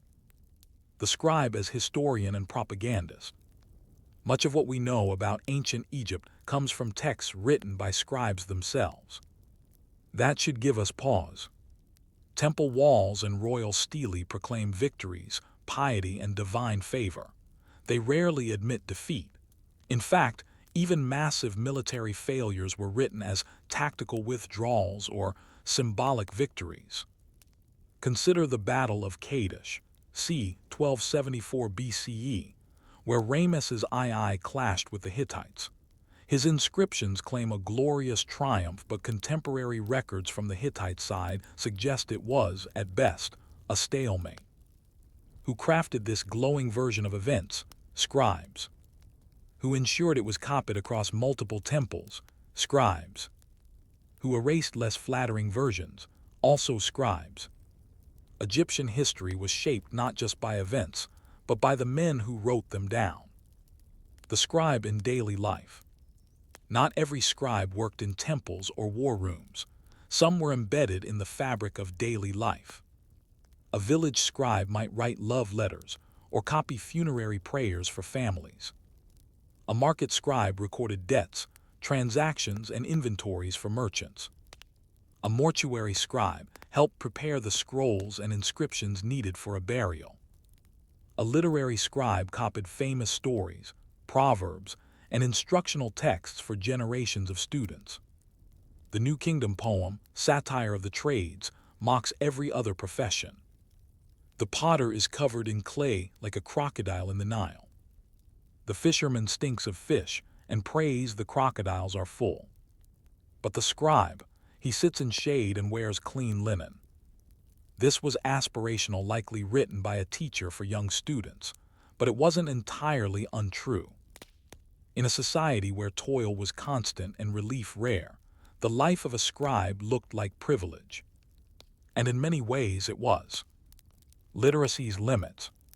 Despite the scribe's reach, Egyptian literacy had hard boundaries. There was no popular press. Literature was not distributed en masse. Most Egyptians experienced the written word through temple rituals, public decrees, or funerary inscriptions. That said, symbols were everywhere. Even the illiterate could recognize the divine falcon of Horus or the Ankh of life. They understood the meaning of cartouches even if they couldn't read them. In this way, literacy shaped culture even outside the classroom. It created a visual world of meaningful marks. And the scribe was the maker of that world. The eternal scribe. In death, scribes were often honored as servants of Ma'at order, balance, and truth. Some tombs depict scribes seated before scrolls, stylus in hand, presenting their records to Osiris. The idea was simple. If the gods required proof of your deeds, only a good scribe could provide it. In the tomb of Amenemhotep, a scribe from the 21st dynasty, the following lines were inscribed. My pen has not lied. My scroll has not twisted truth. I gave every man his due, and wrote what the gods approved. This was not just a moral claim, it was a legacy. Scribes didn't build tombs or command armies, but they left behind the instructions for how to build tombs and remember victories. Their names endure not because they were powerful, but because they wrote themselves into history. Still, one must ask, if the scribes preserved Egypt's knowledge, who preserved the scribes? What happened to this sacred profession when foreign powers arrived, languages changed, and temples fell silent? For over 2 millennia, the Egyptian scribe was a fixture of state, temple, and society, a master of the reed pen, the architect of archives, and the silent operator of an empire's mind. But no civilization is eternal, and neither are its professions. By the end of the New Kingdom, as Egypt weathered invasions, internal decay, and foreign rule, the world of the scribe began to change. And in those changes, some slow, others violent, we see not only the decline of a role, but the transformation of how a society related to language, memory, and authority. This final chapter is about what happened to the scribes when Egypt stopped speaking the language they had preserved for centuries. Foreign kings' familiar pens. The late period of Egypt, c. 664–332 BCE, was marked by alternating stretches of native rule and foreign occupation by Nubians, Assyrians, Persians, and eventually Greeks. Despite political upheaval, scribes persisted. Temples continued to function, laws were still written, priests still needed calendars and rituals. The bureaucratic machine of Egypt was not easy to dismantle. Foreign rulers quickly learned, if you wanted to govern Egypt, you needed Egyptian scribes. Under Persian rule, temple institutions even flourished. Scribes composed hymns, preserved medical texts, and copied ancient epics. They were protectors of continuity in a fractured world. And yet cracks were forming. The rise of Greek administration. In 332 BCE, Alexander the Great marched into Egypt and was greeted not as a conqueror, but as a liberator. The Persians were unpopular. Alexander played his part well, offering sacrifices at the temple of Apis, recognizing the local gods and founding a new city, Alexandria. After Alexander's death, his general Ptolemy seized Egypt and began the Ptolemaic dynasty, a Greek-speaking line of pharaohs that would last nearly 300 years. Ptolemaic Egypt was a bilingual bureaucracy. Greek became the language of government, commerce, and diplomacy, but Egyptian continued in temples and among the common people. The result was a curious coexistence. Greek scribes managed international trade and royal edicts. Egyptian scribes managed temples, rituals, and tax records in the countryside. Some scribes became bilingual, learning both scripts. In this period, the Demotic script became more widespread, a cursive, compact writing system derived from hieratic, used for everything from legal contracts to love letters. But even as scribes adapted, they were slowly losing ground. Greek paper pushers took over high offices. Education in hieroglyphs and traditional forms of writing became more confined to temple schools, no longer supported by a vast bureaucratic infrastructure. The scroll and the sword, Roman Egypt. When Egypt fell under Roman control in 30 BCE, after the defeat of Cleopatra VII and Mark Antony, the scribal tradition suffered a deeper blow. The Romans imposed their own Latin-speaking elite, though they largely preserved Egypt's administrative structure. Greek remained the dominant bureaucratic language, pushing Egyptian writing even further into the background. Temple scribes still wrote religious texts and performed rituals in ancient Egyptian, but their world was shrinking. Over time, even the gods they served changed. Some temples were repurposed, abandoned, or destroyed. Greek and Roman deities replaced local cults. Funding dried up, students dwindled, and with them the scribal schools began to vanish. By the 2nd century CE, very few people in Egypt could read or write hieroglyphs. Those who could were likely priests, secluded in increasingly isolated temples. The last known hieroglyphic inscription, carved at the temple of Philae, dates to 394 CE. It reads, "The gods leave," an ending as poetic as it is literal. The final scribes. Even as their script faded, scribes tried to preserve their knowledge. A text known as the Book of Thoth, a legendary compilation of secret wisdom, was said to contain the entire knowledge of the universe, written by Thoth himself, the divine scribe. Possessing or reading it was believed to bring immense power or terrible doom. This myth symbolized the scribe's changing place in the world, from state official to mystic, from public figure to keeper of forbidden lore. In late antiquity, Egyptian writing took on an aura of esoteric mystery. Greek and Roman authors believed the hieroglyphs were not a phonetic script, but a system of secret symbols, a misconception that would endure for centuries. The scribes had become magicians in the imagination of the outside world. Their language was lost, but their mystique remained. The Christian era, a new literacy. With the rise of Christianity in Egypt, a new written culture emerged. The Coptic language, a descendant of ancient Egyptian written in the Greek alphabet with a few demotic characters, became the language of Christian texts, sermons, and theology. Scribes once trained in hieratic now copied gospels and letters.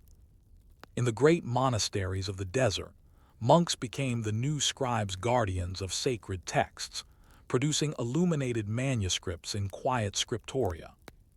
Though the language was new, the ethos remained. The pen, again, became the instrument of spiritual authority. The scribe, again, became the bridge between heaven and earth. But the ancient Egyptian scribal tradition, the one of pharaohs, temples, and hieroglyphs, had ended.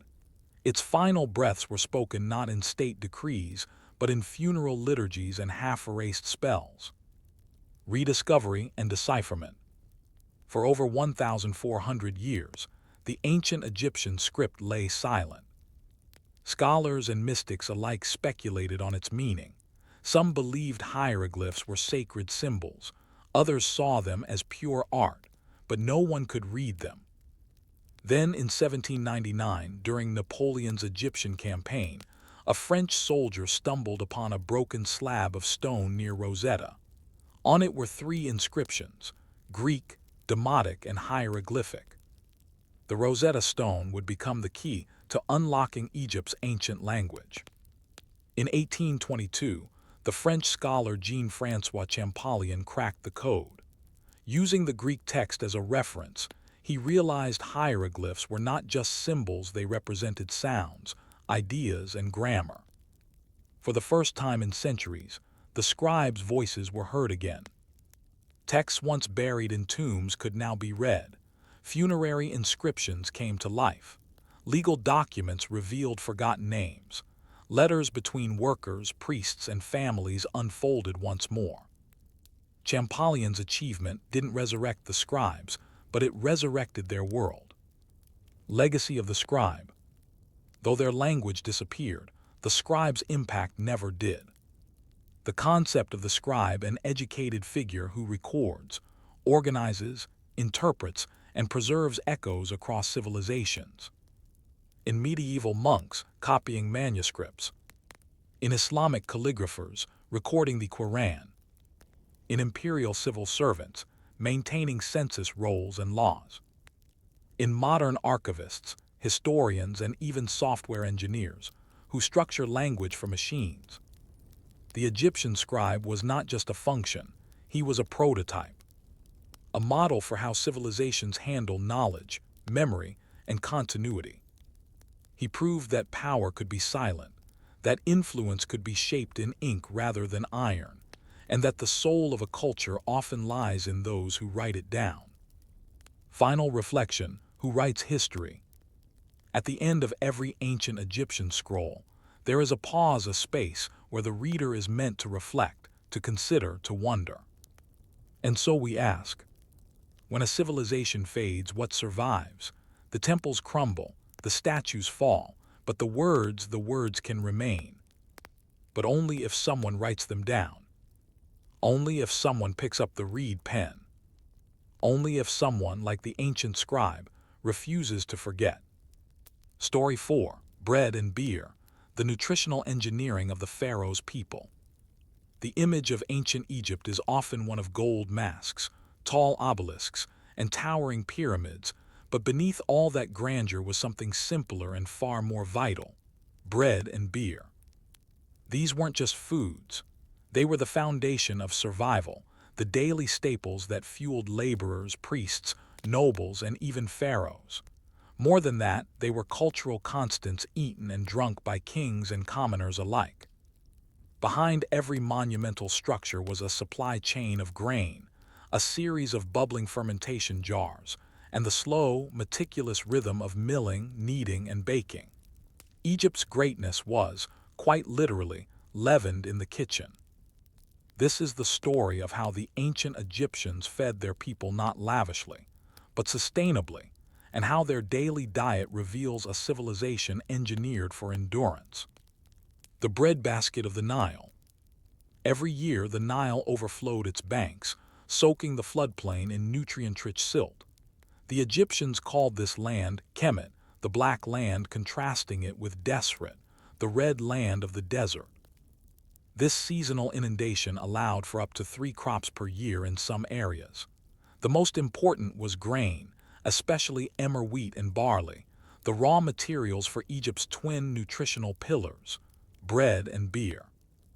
These grains weren't just consumed, they were counted, taxed, stored, and worshipped. Grain silos were as essential to Egypt's infrastructure as stone blocks were to its temples. Scribes recorded every measure. Taxes were levied in sacks of grain. Workers were paid in rations of bread and beer, not coins. Grain was currency, calorie, and cosmos. Emmer and barley, the grains of survival.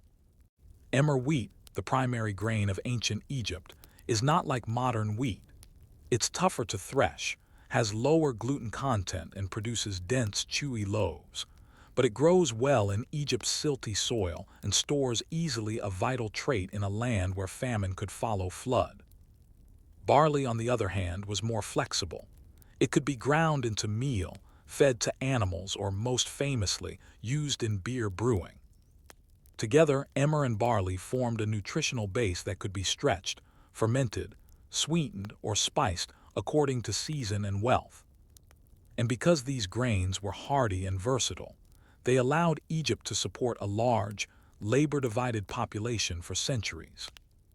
Baking bread in the shadow of pyramids. Baking in ancient Egypt wasn't confined to the home, it was industrial. At workers' villages like Deir el-Medina and Giza, archaeologists have found large-scale bakeries with rows of cone-shaped clay ovens, known as tabuns. These ovens were fueled with straw and dung, and used to bake round, flat loaves for hundreds of laborers at a time. The process looked something like this. Grinding. Women or laborers used saddle querns grinding stones to crush grain into flour. This was exhausting, repetitive work. Microscopic analysis of skeletal remains shows significant knee and back strain in women, likely from daily grinding tasks. Mixing and kneading. The flour was combined with water, sometimes with yeast left over from the beer brewing, to form dough. Other ingredients might include honey, dates, onions, or spices depending on availability. Shaping. Dough was formed into oblong or round loaves, some scored or stamped with religious symbols. Baking. Loaves were baked inside or against the outside of preheated tabun ovens, or in open fires. The outer crust often burned, forming a hard shell that preserved the inner softness.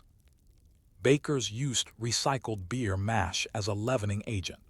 Bread and beer weren't just consumed together, they were interdependent. The many types of Egyptian bread.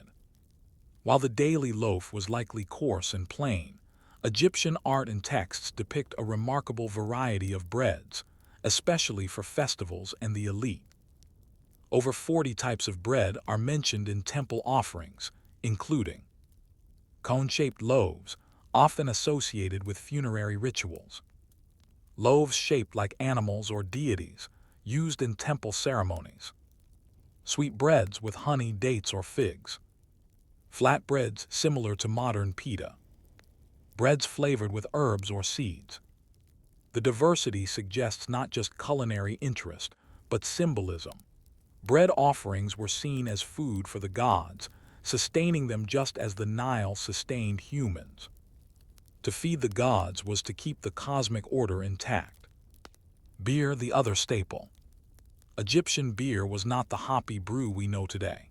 It was thick, porridge-like, slightly fermented, and nutritious, more of a drinkable bread than a beverage. The process typically involved mashing sprouted grain, sometimes mixed with already baked bread, fermenting the mash in large ceramic vats, straining the mixture through cloth or reeds into jars, flavoring occasionally with dates or herbs. Beer was consumed daily by all classes and ages. It was considered essential for health and hydration, especially in the arid climate. Even children drank beer, albeit weaker versions. The state ration for workers often included 2 loaves of bread and 2 jars of beer per day. This wasn't indulgence, it was caloric necessity. The nutritional equation. Studies of ancient remains show that the typical Egyptian diet based on bread, beer, legumes, onions, and occasional fish or meat provided sufficient calories but also had drawbacks. Tooth decay was common due to the gritty flour caused by stone grinding. Malnutrition appeared during droughts or political instability. Protein intake was limited, especially for the poor. Still, Egypt's population was surprisingly healthy for an ancient society. The state took food seriously not just for survival, but for social control. Feeding a workforce was easier than disciplining one. And nothing fed the workforce better than bread and beer. Rations, temples, and redistribution. In Egypt, food distribution was centralized and ceremonial. Temples received massive grain offerings, some of which were redistributed to priests and workers. Royal granaries stored surplus harvests and rationed them during famine or festivals. Work crews on state projects were issued daily rations, carefully tracked by scribes.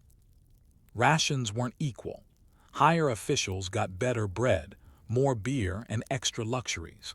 But even the lowest workers received consistent sustenance, a rarity in much of the ancient world. This system allowed Egypt to build, farm, and worship at scale. It also meant that bread and beer were state tools, not just food. Still, one must ask, what happened when the system broke down? When floods failed, grain stores emptied, and the rations stopped coming, how did the people respond? And how did bread and beer become symbols of protest as well as peace? Bread and beer were more than just food in ancient Egypt. They were a social contract, a daily reaffirmation of the pharaoh's ability to maintain the divine balance between chaos and order.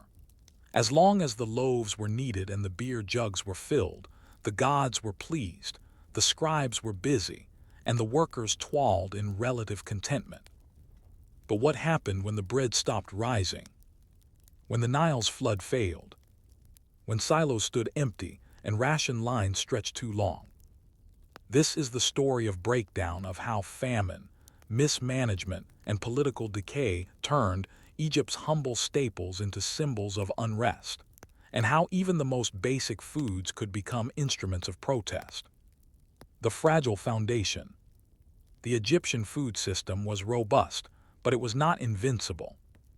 It was highly centralized, dependent on regular Nile inundations, efficient grain collection and redistribution, competent record-keeping by scribes, strong local and royal governance, reliable storage infrastructure. A failure at any point, especially the flood, threatened the entire system. Unlike rain-fed agricultural societies, Egypt depended on the predictability of the Nile. But while the flood was generally reliable, it was not guaranteed.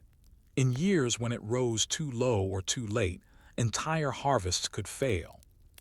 And because bread and beer formed the core of the food supply, such failures struck at the heart of daily life.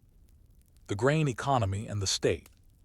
Grain was more than food, it was wealth, power, and leverage.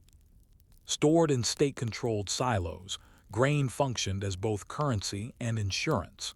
Scribes tracked every delivery and withdrawal, measuring it in hecat, roughly 4.8 liters, adjusting rations and planning distributions. Pharaohs and high officials often built their legitimacy around abundant granaries. In tomb inscriptions, we see boastful lines like, "I gave bread to the hungry, beer to the thirsty, clothes to the naked." These weren't just charitable claims, They were political promises. But in hard times, when the silos ran low and these promises went unfulfilled, the resulting unrest wasn't just hunger, it was cosmic disruption. Historical famines. There are several recorded or inferred famine events in Egyptian history. 1. The First Intermediate Period, c. 2180–2055 BCE. Following the collapse of the Old Kingdom, Egypt entered a phase of decentralization and chaos. Tomb texts from the time describe empty storehouses, cannibalism, and mass starvation, though some may be literary exaggerations. The cause, likely a combination of low Nile floods, climate instability, and political fragmentation. 2. The famine stela Ptolemaic period, referencing Djoser's reign. This inscription claims that a 7-year famine during Djoser's time ended only after the pharaoh restored offerings to the god Khnum, lord of the Nile's source.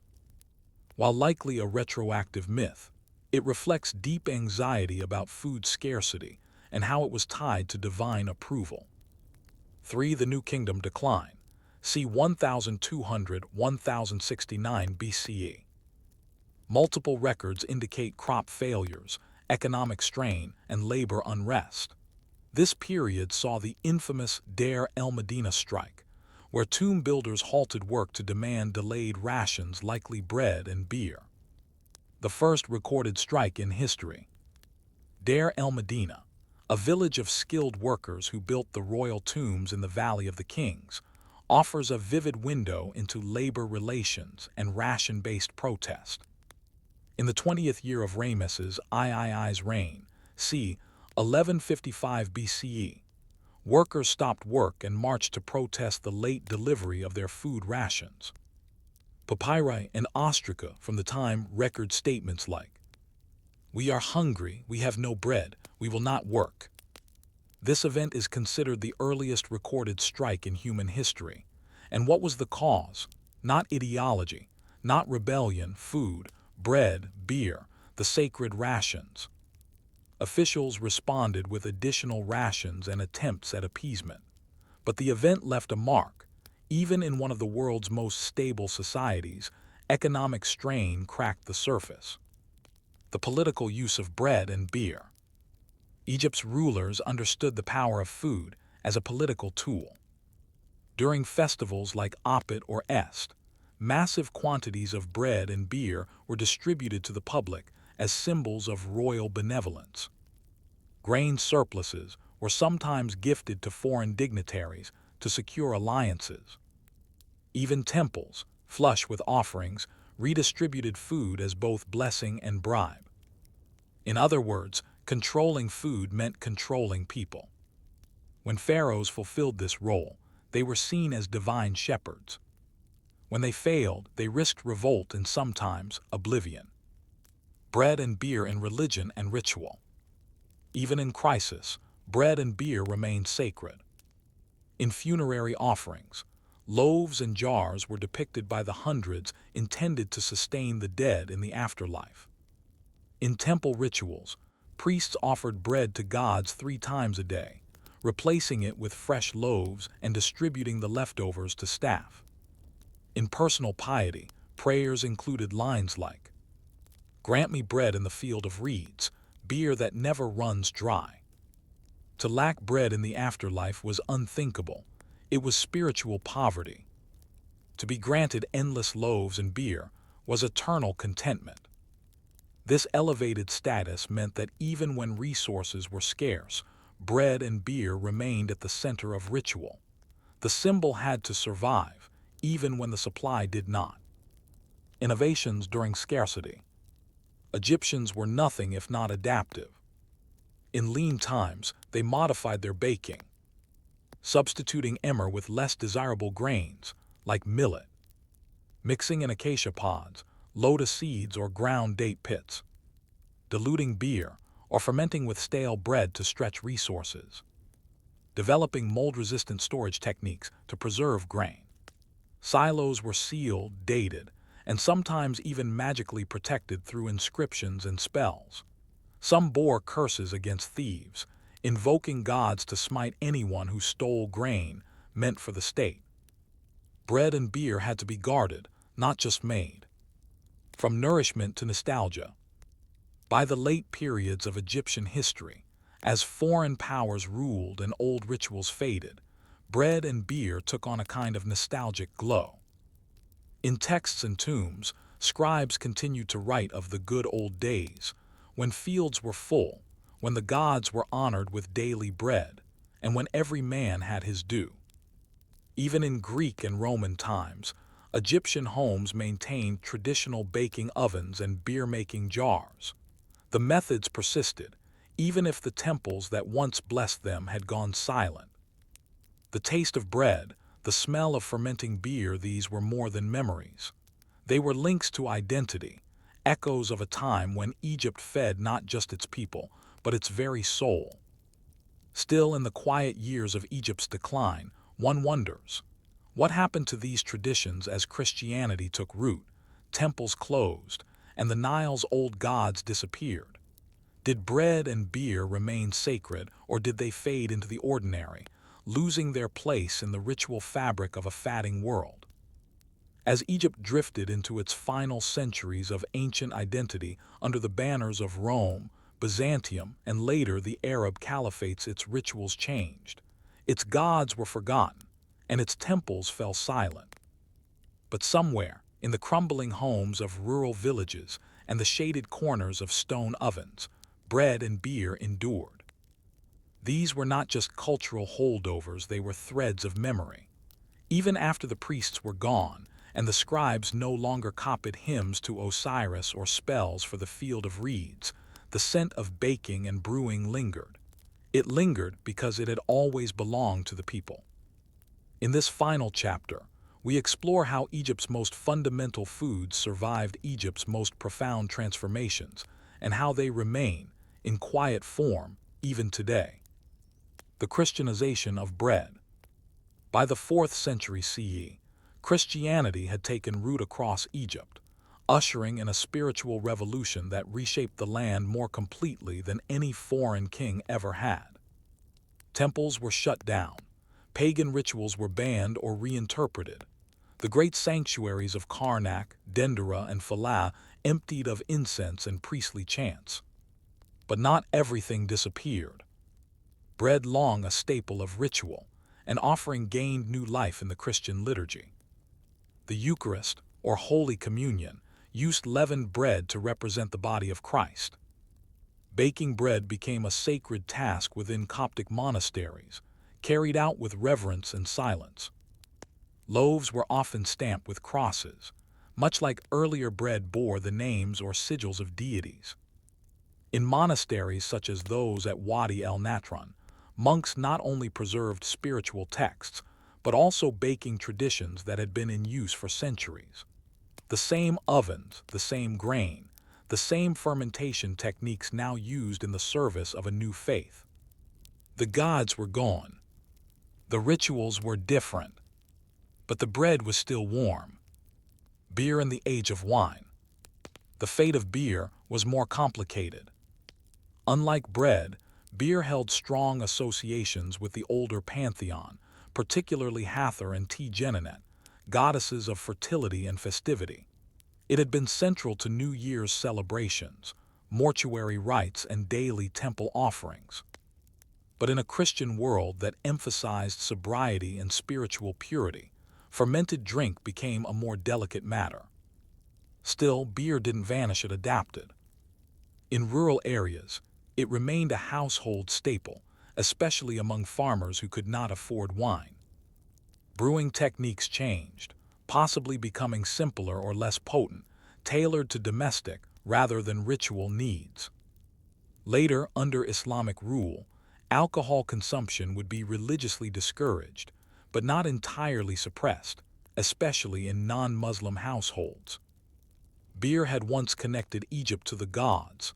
Now it connected families to each other, passed down through memory rather than manuscript. From ritual to recipe.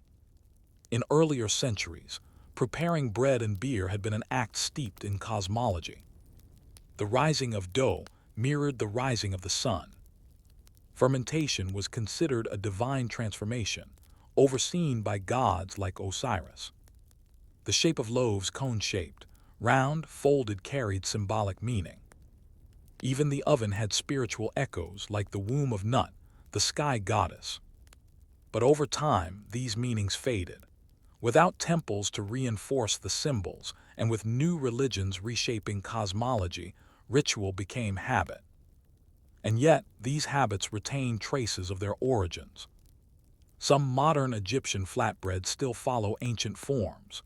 Some family recipes, passed orally, contain techniques once used by bakers in the shadow of the pyramids. In this way, bread and beer became living archaeology not studied in museums, but eaten in kitchens. Archaeology bakes back. Modern archaeological science has breathed new life into our understanding of Egypt's nutritional past. Grain residues found in ancient ovens show the persistent use of emmer, barley, and sometimes wild grasses. Dental analysis of mummies reveals where patterns consistent with coarse bread, confirming how much sand and grit was consumed. Experimental archaeology has recreated ancient baking techniques, including using saddle querns to grind flour and baking in open-pit ovens. The 2019 recreation of 5,000-year-old beer by researchers in Israel and Egypt drew from archaeological finds in Abydos and Hierakonpolis. This hands-on study is more than academic curiosity. It connects us to the daily lives of ancient people through their food, not their wars or their kings. We understand Egypt not just by what it built, but by what it ate. The afterlife of a loaf. Ancient Egyptians believed that in the afterlife, one's sustenance continued.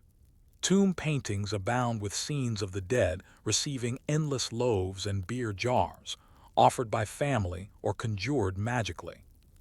Texts like the Book of the Dead contain spells such as, "Let there be given to me a loaf, and 2 jugs of beer each morning in the field of reeds."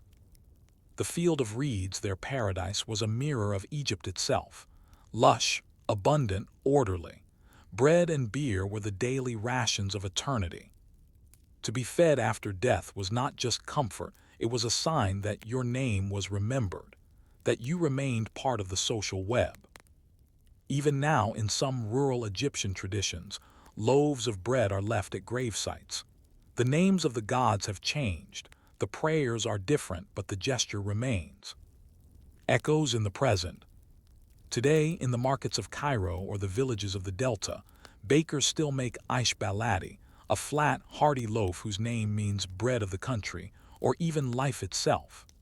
The Arabic word aish shares its root with the word for to live. It is subsidized by the state, eaten with every meal, and still, to this day, made in ovens not so different from those at Deir el-Medina 3,000 years ago. Bread has never left. Beer, while less central, still appears in Egyptian life. Modern breweries operate in Cairo and Alexandria, producing lagers that trace a lineage culturally, if not technically, to those clay vats in the shadow of ancient granaries. The context is modern. The continuity is ancient. Reflection, the real engine of empire. In the end, it was not gold that sustained Egypt, nor limestone, nor incense. It was calories, measured, milled, fermented, and fed. Bread and beer powered the builders of temples, the writers of scrolls, the servers of gods, and the bearers of taxes. They were present at birth and death, in feast and famine, on offering tables and in ration lists. They were the connective tissue of the nation, the edible infrastructure of a society built not only to endure, but to thrive through repetition. Where other empires rose on conquest, Egypt rose on consistency, and nothing is more consistent than the smell of warm bread. Final reflection, what does it mean to be remembered? Not every Egyptian had a name inscribed in stone. Not every laborer left a tomb. But all of them at one point broke a loaf, dipped it in beer, and tasted the flavor of home. Perhaps this is the most enduring legacy of Egypt, not what it built, but how it lived. And in that daily rhythm, still faintly echoing in ovens and kitchens across the Nile Valley, something of ancient Egypt remains.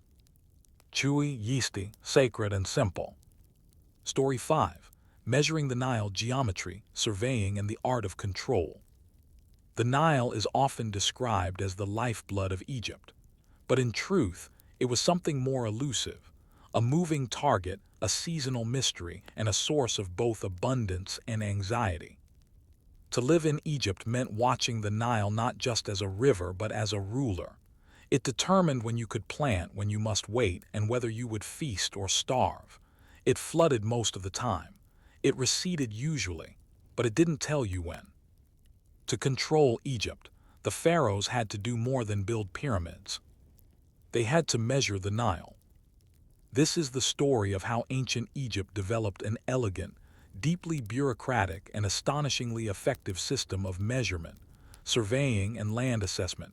A story not of high drama, but of careful lines scratched into the soil, of ropes stretched taut, and of scribes squinting at flood gauges in the early morning light. The rise and fall of the waters. Each year, beginning in July, the Nile rose. Fed by rains in the Ethiopian highlands, its waters surged northward, spreading across the flatlands of the delta and beyond. To the Egyptians, this cycle was not just natural, it was divine. The inundation season, Akhit, marked the first phase of the year. But the river didn't flood perfectly. It changed, subtly and sometimes dangerously. A low flood meant poor irrigation, failed crops, and famine. A high flood could destroy canals, dikes, and homes. A delayed flood caused confusion and hardship. So how did the Egyptians respond? They measured it. And in doing so, they built one of the world's earliest examples of hydrological science. The niliometer, a tool for reading the river. The niliometer is perhaps the most iconic example of Egypt's pre-modern engineering wisdom. It was not a single invention, but a category of instruments places built to track and record the river's height at specific points. There were several types. Vertical wells, like the one at Elephantine Island, with steps descending to the water.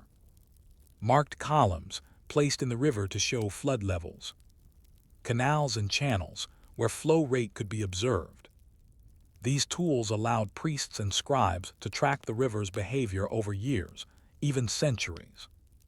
At Rhoda Island in Cairo, a particularly famous niliometer dates to the Islamic period, but was likely built over an earlier pharaonic site. It contains a column marked with cubit measures, the ancient Egyptian unit of length, about 52 centimeters. Readings were recorded during the rising season. A flood that rose to 16 cubits was considered ideal in later periods. Anything below or above could spark official concern and public reaction. These readings weren't just for curiosity, they directly influenced taxation levels, grain prices, labor organization, religious rituals. In a sense, the niliometer was a mirror reflecting how well the gods favored the kingdom that year. The scribe surveyor, reading the land. After the waters receded in the second season, Parrot, the land emerged muddy and reborn but also blurred. Boundaries disappeared during floods.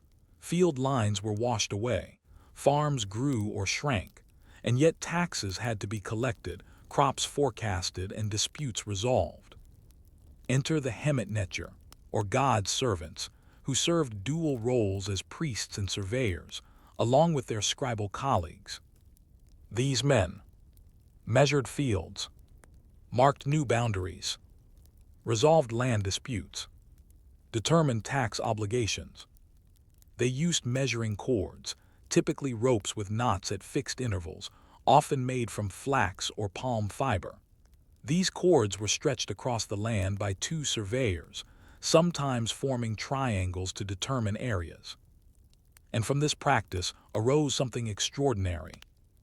Early geometry born not in abstract thought, but in muddy fields.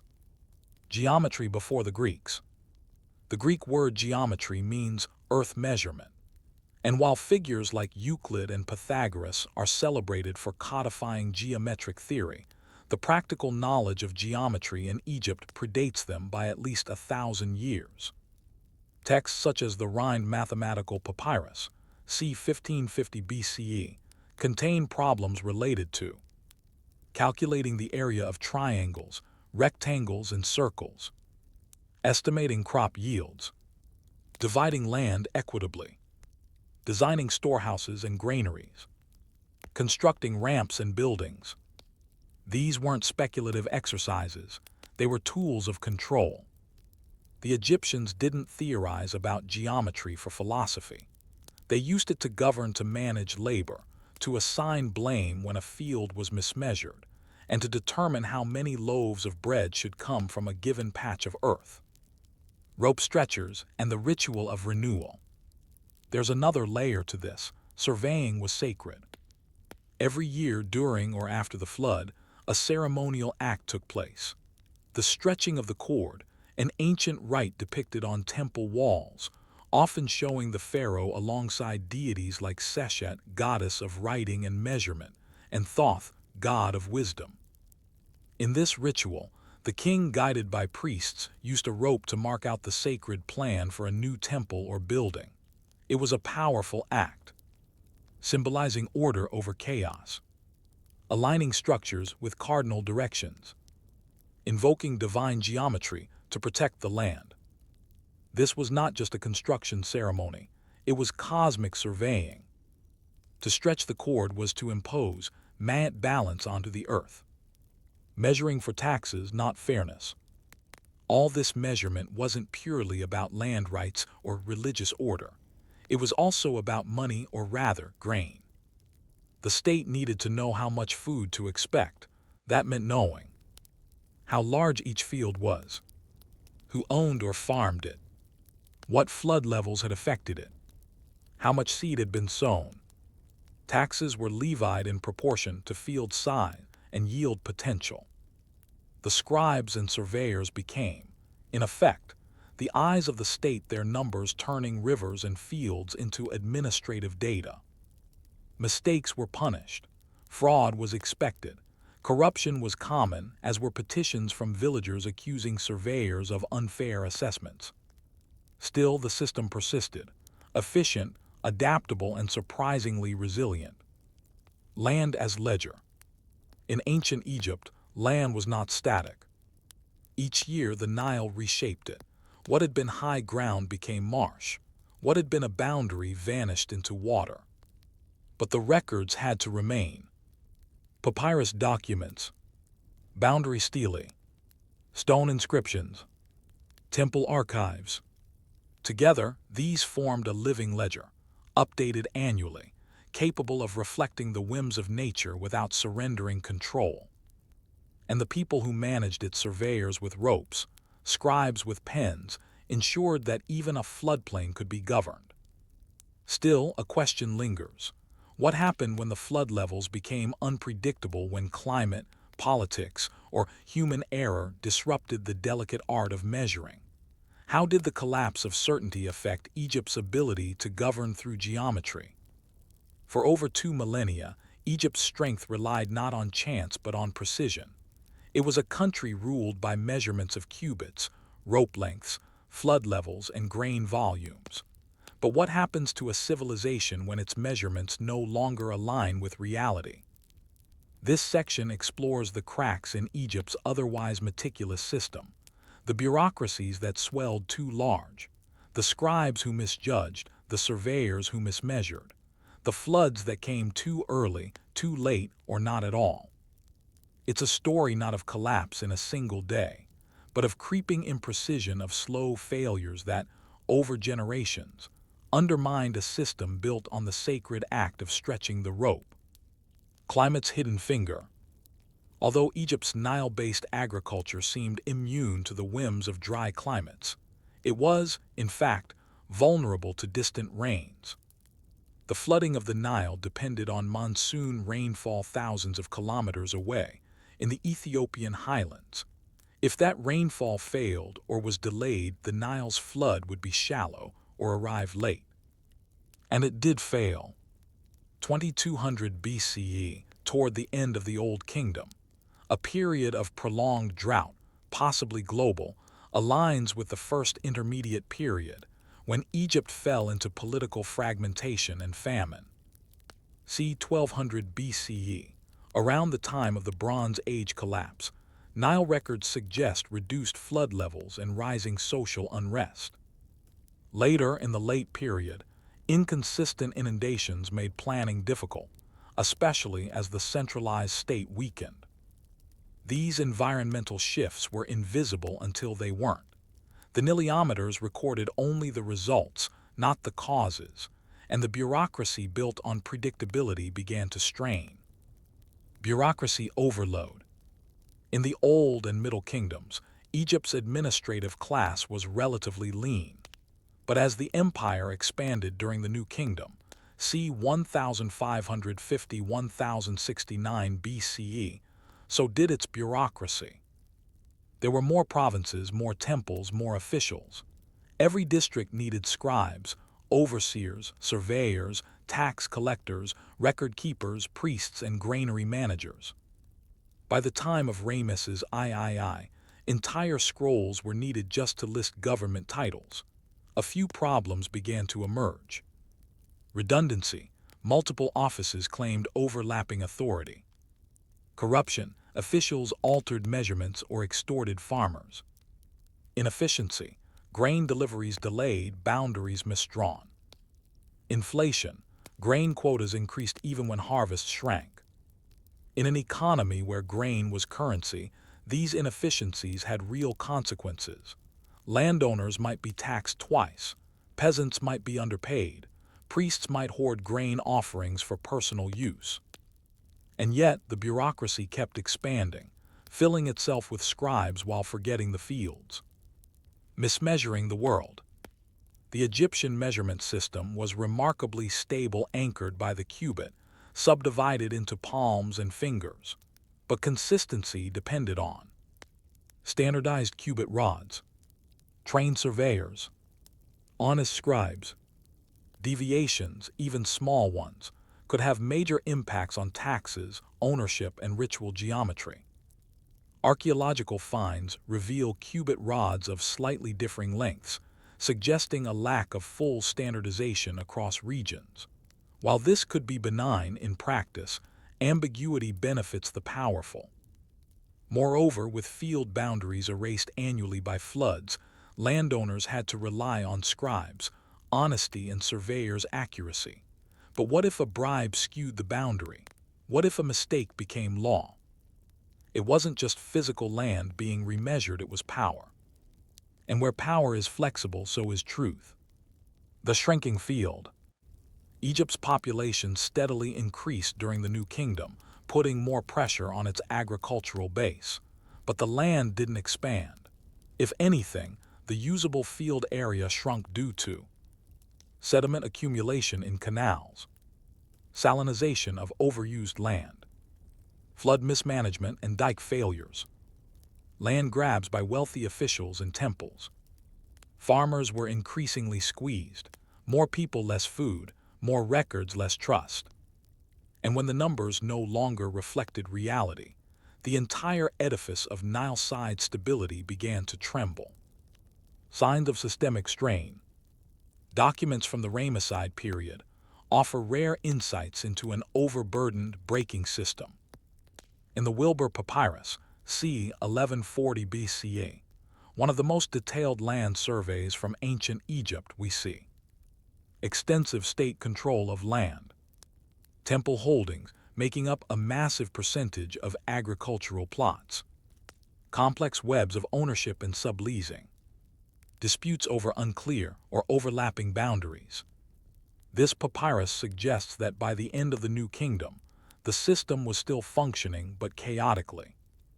Another critical document, the Harem Conspiracy Papyrus, details the trial of palace officials who plotted against Pharaoh Ramesses III.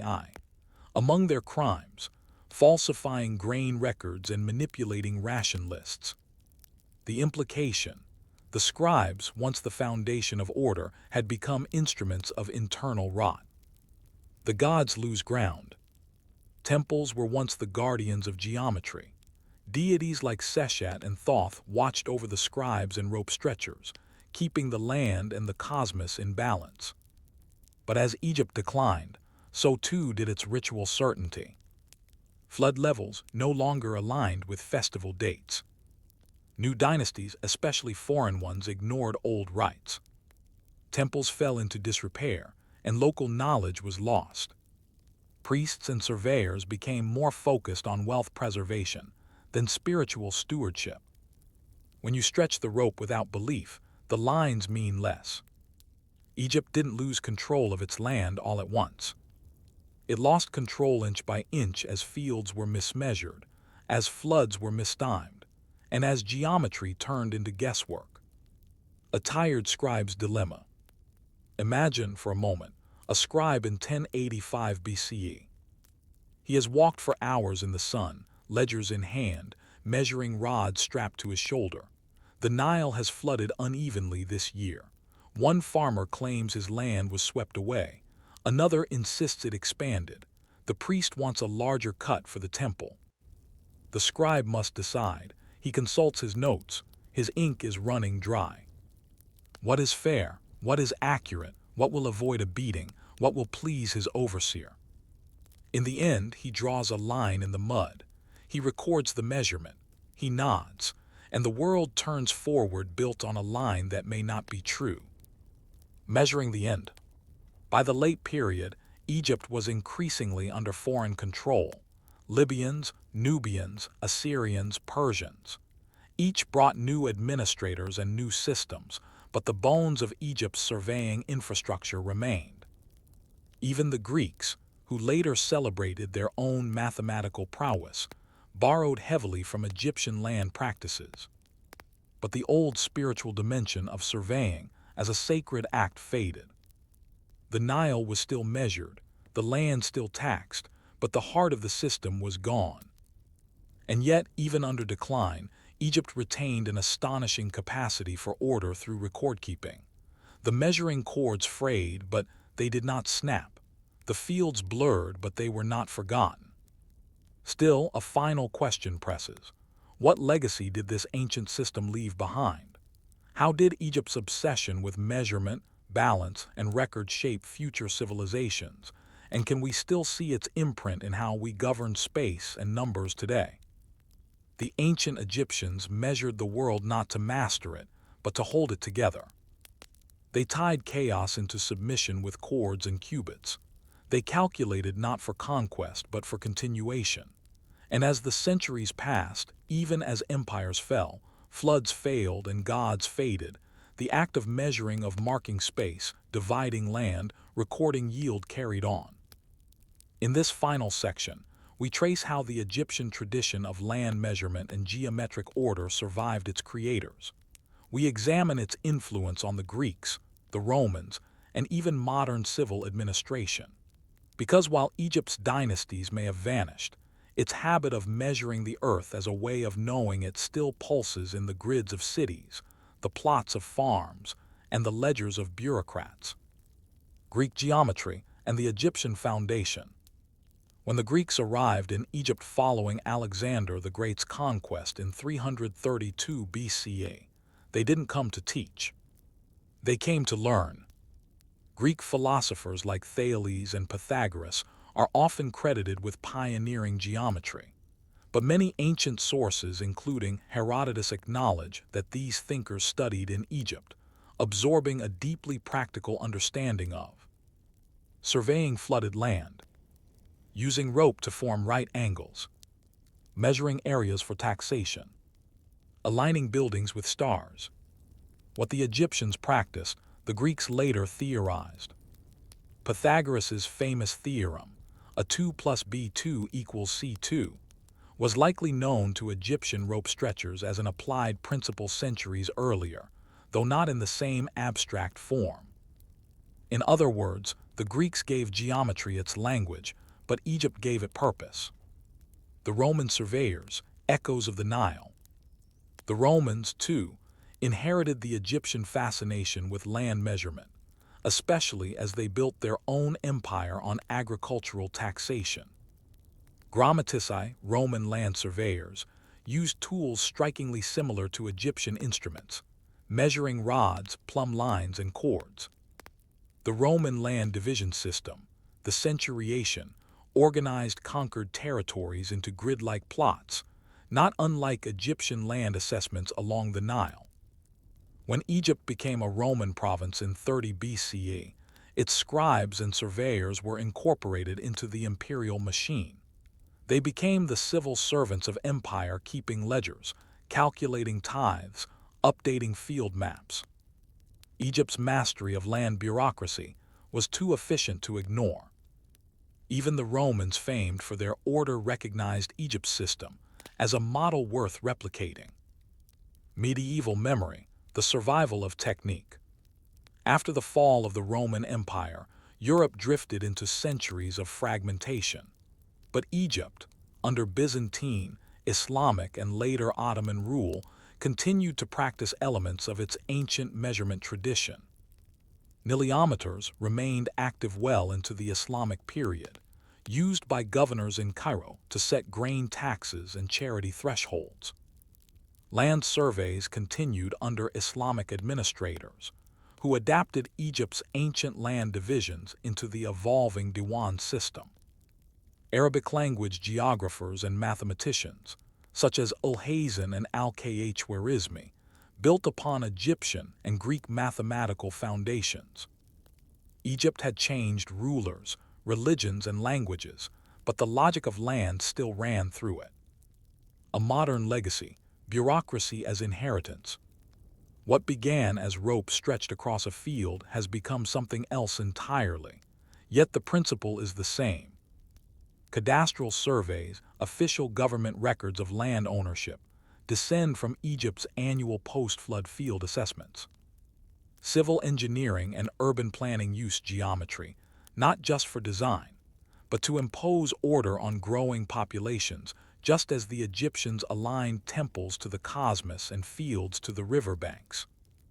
National census systems and tax registers owe a conceptual debt to Egyptian scribes, who collected data long before data had a name. In this sense, the modern state is a distant descendant of the Nile scribes. Obsessed with borders, acreage, statistics, and the certainty of numbers. Even our digital maps, satellite precise, endlessly zoomable, are echoes of those first field sketches, scratched into clay or inked onto papyrus. A thought in the mud. There's a quiet kind of power in drawing a line. The Egyptians knew this. To stretch a chord across the earth was not just to measure, it was to define. To say, this is yours, that is mine. This field feeds 3 families, this one owes 2 sacks of barley. Here the gods approve, there they do not. Measurement was not neutral. It was a tool of authority, belief, and survival. And yet lines can blur. Floods come, scribes err, power shifts. A field becomes a swamp, a cubit becomes a guess. What remains is the idea that order can be restored, that the world can be divided, labeled, and made legible again. Final reflection, drawing the world into focus. If we think of history as a series of battles, kings, and collapses, then Egypt's land measurement system might seem boring.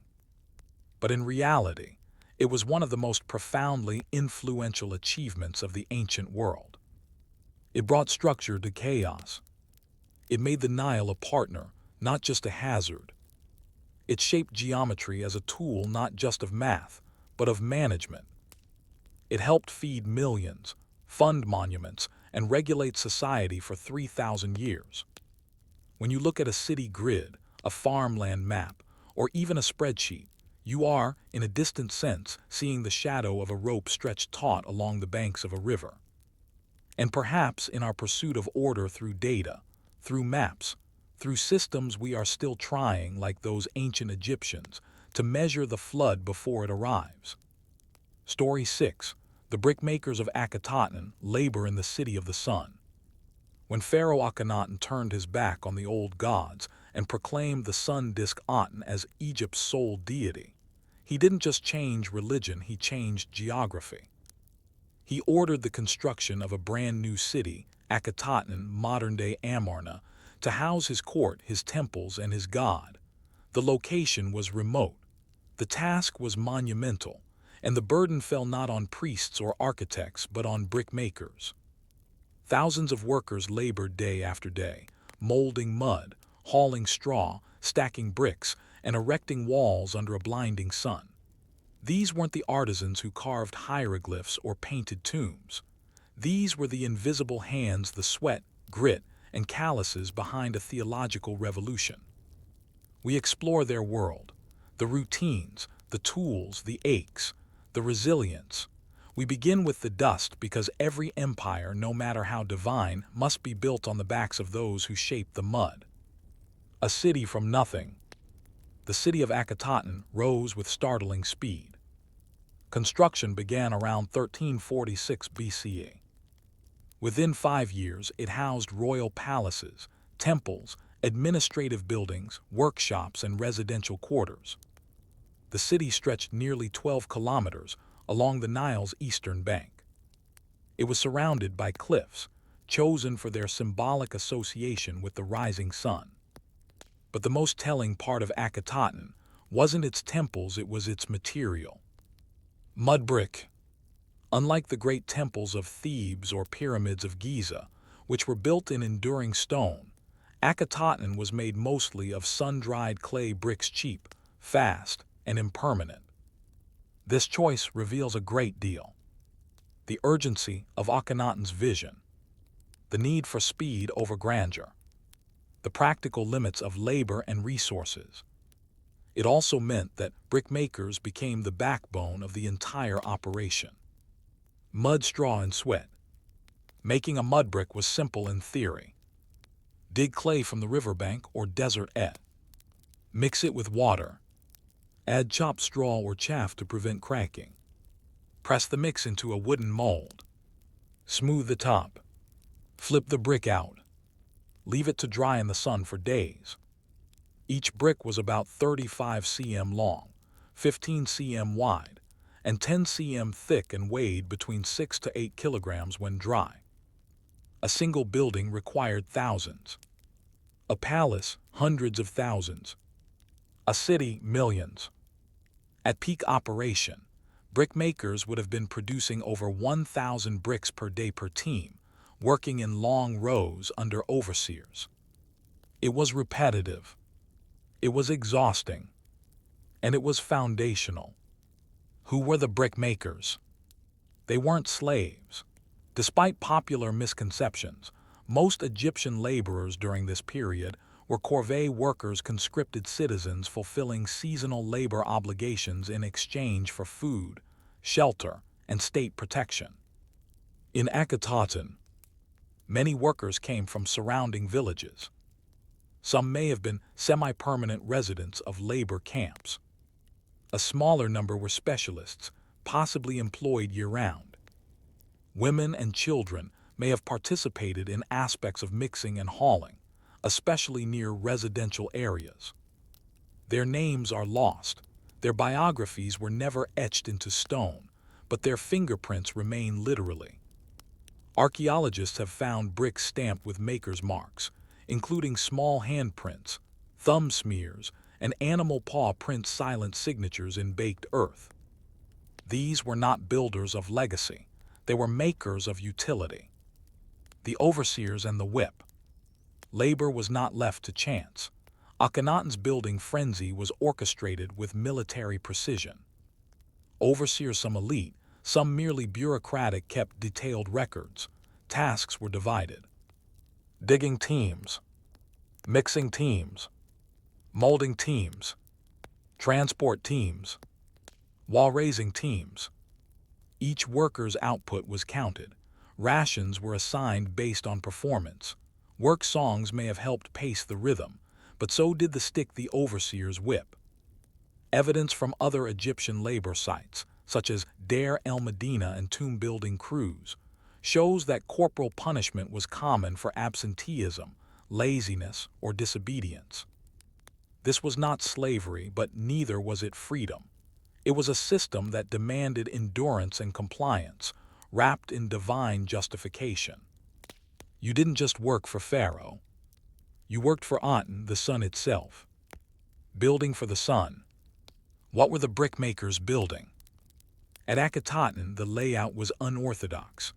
Unlike the cloistered temples of Amun in Thebes, Aten's temples were open to the sky, with sunlit courtyards, low altars, and rows of small offering tables. Brick walls created enclosures, while columns and pylons of limestone added grandeur. But the bricks did more than enclose space, they shaped ritual. Pathways of baked mud guided processions. Brick platforms elevated sacred items. Courtyards were bordered with low walls, controlling light and shade. The brickmakers weren't just erecting walls, they were constructing theology. And yet, they likely never entered the inner sanctums. Their role ended at the threshold. They built the space but remained outside the ideology. Brick stamps, the pharaoh's signature. To reinforce royal authority, many bricks were stamped with official seals. Living in truth, Akhenaten. Palace of the king's house at Akhetaten. Temple of the Aten, who lives in truth.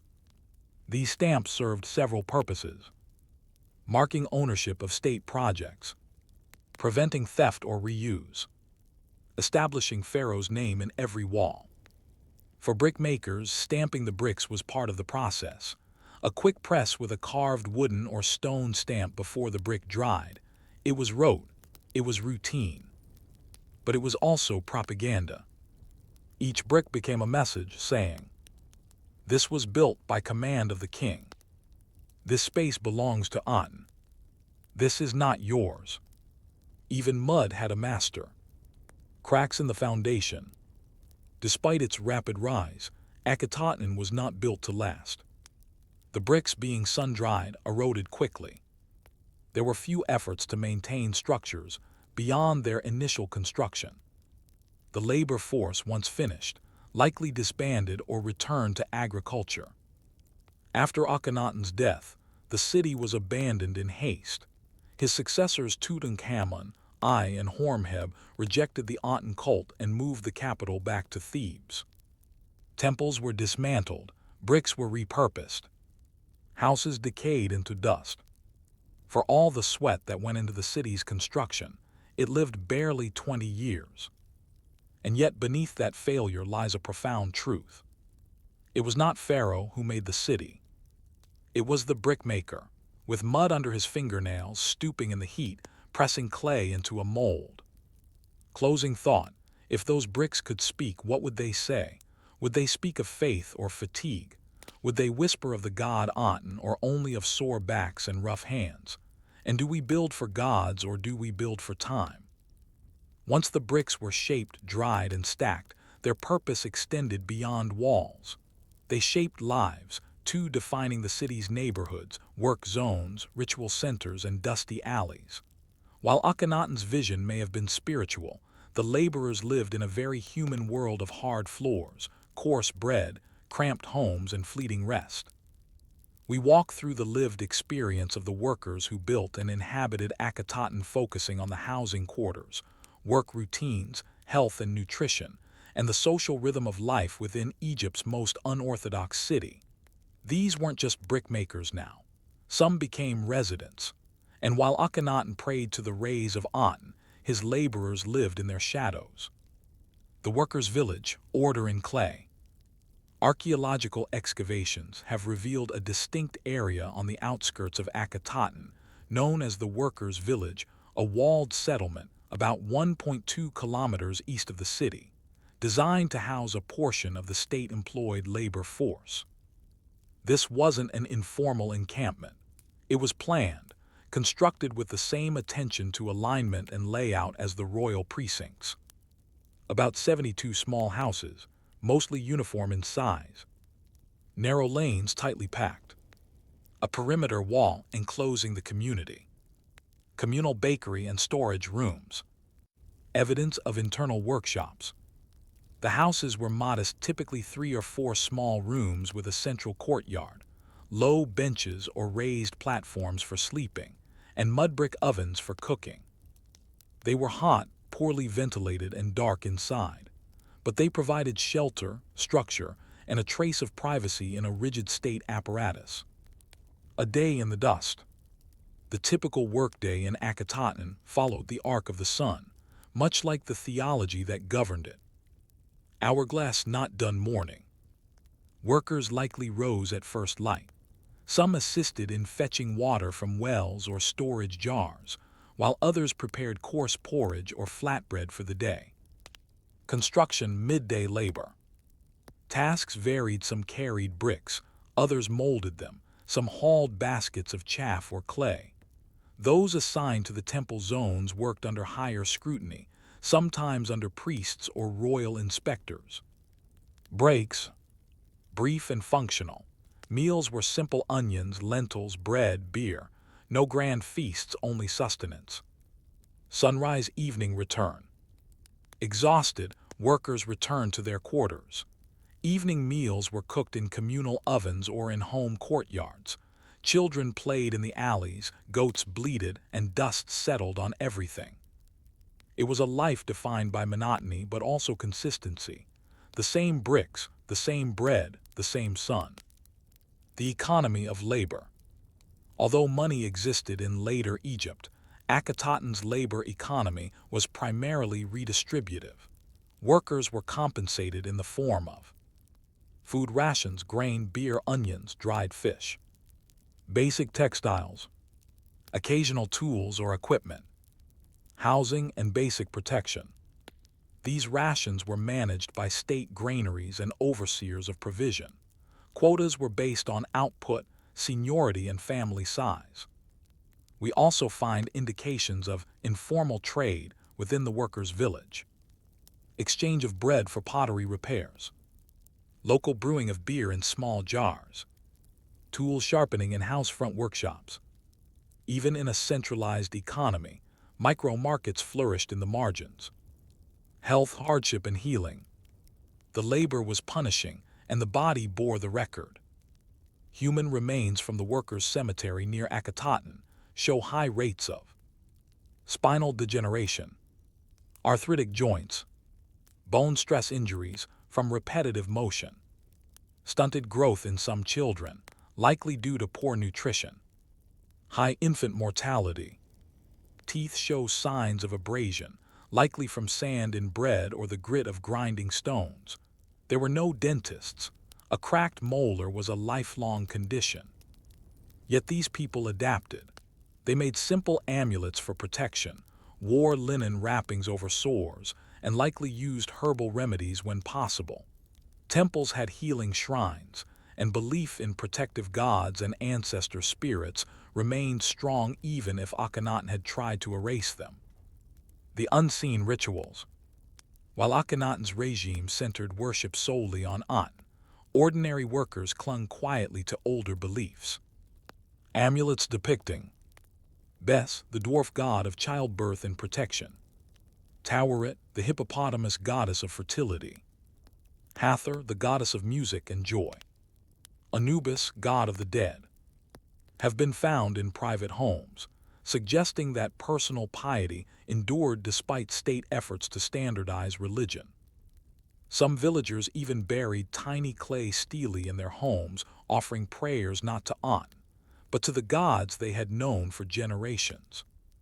It was quiet resistance, not rebellion, just remembrance. Even the walls, though built for the sun, cast shadows long enough for old gods to hide in. Children of clay. Children in the workers' village were not idle. Archaeological finds show miniature pottery vessels, small mud toys, and child-sized tools.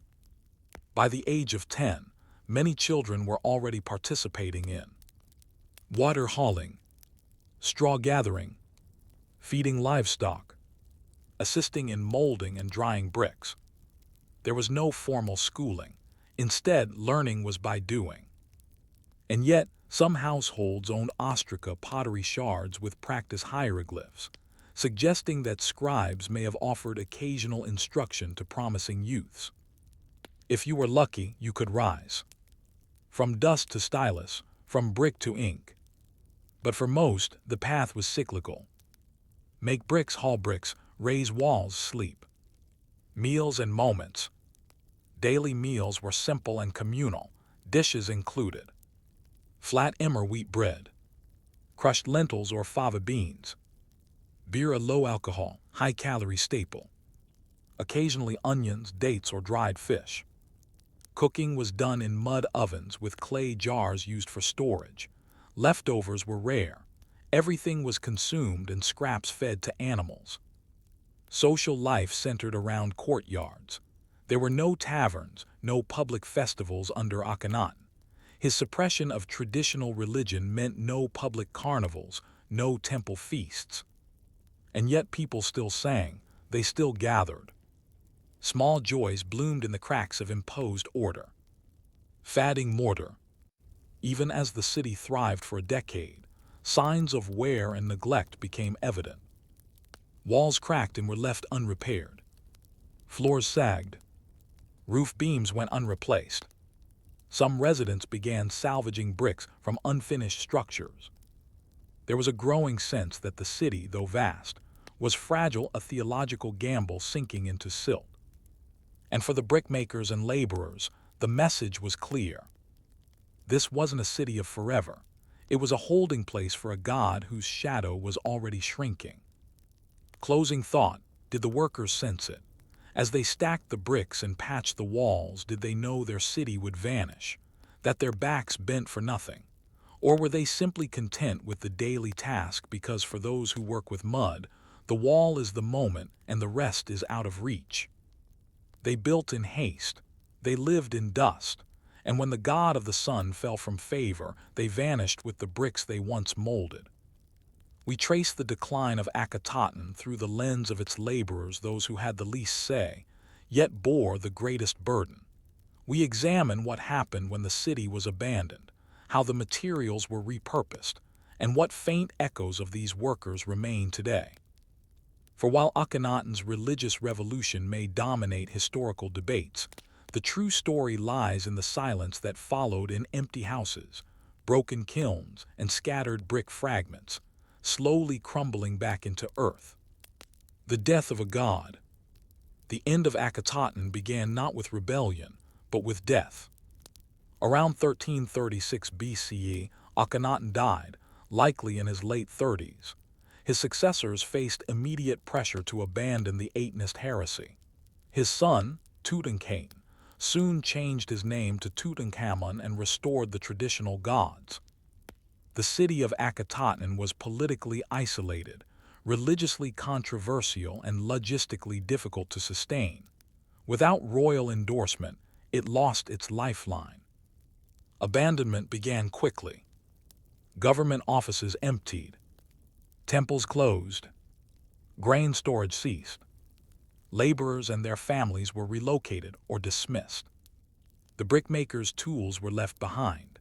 Their kilns cooled. The songs they sang while hauling straw and clay were cut short mid-verse. Unmaking a city.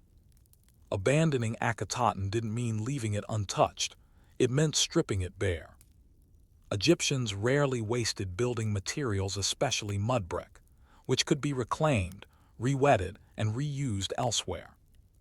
Deconstruction began. Bricks were carted off to Thebes and Memphis. Timber beams were pulled from roofs. Limestone door frames and column bases were repurposed for temples honoring Amen. Even foundation stones of Aten temples were buried in new constructions. Ironically, many of Akhenaten's own monuments were ground down into filler for later buildings. The work of thousands of years of stacking, smoothing, lifting was erased without ritual, without gratitude, without record. What became of the workers? For the brickmakers and laborers, their fates likely varied. Some were reassigned to other state projects. Others returned to their home villages.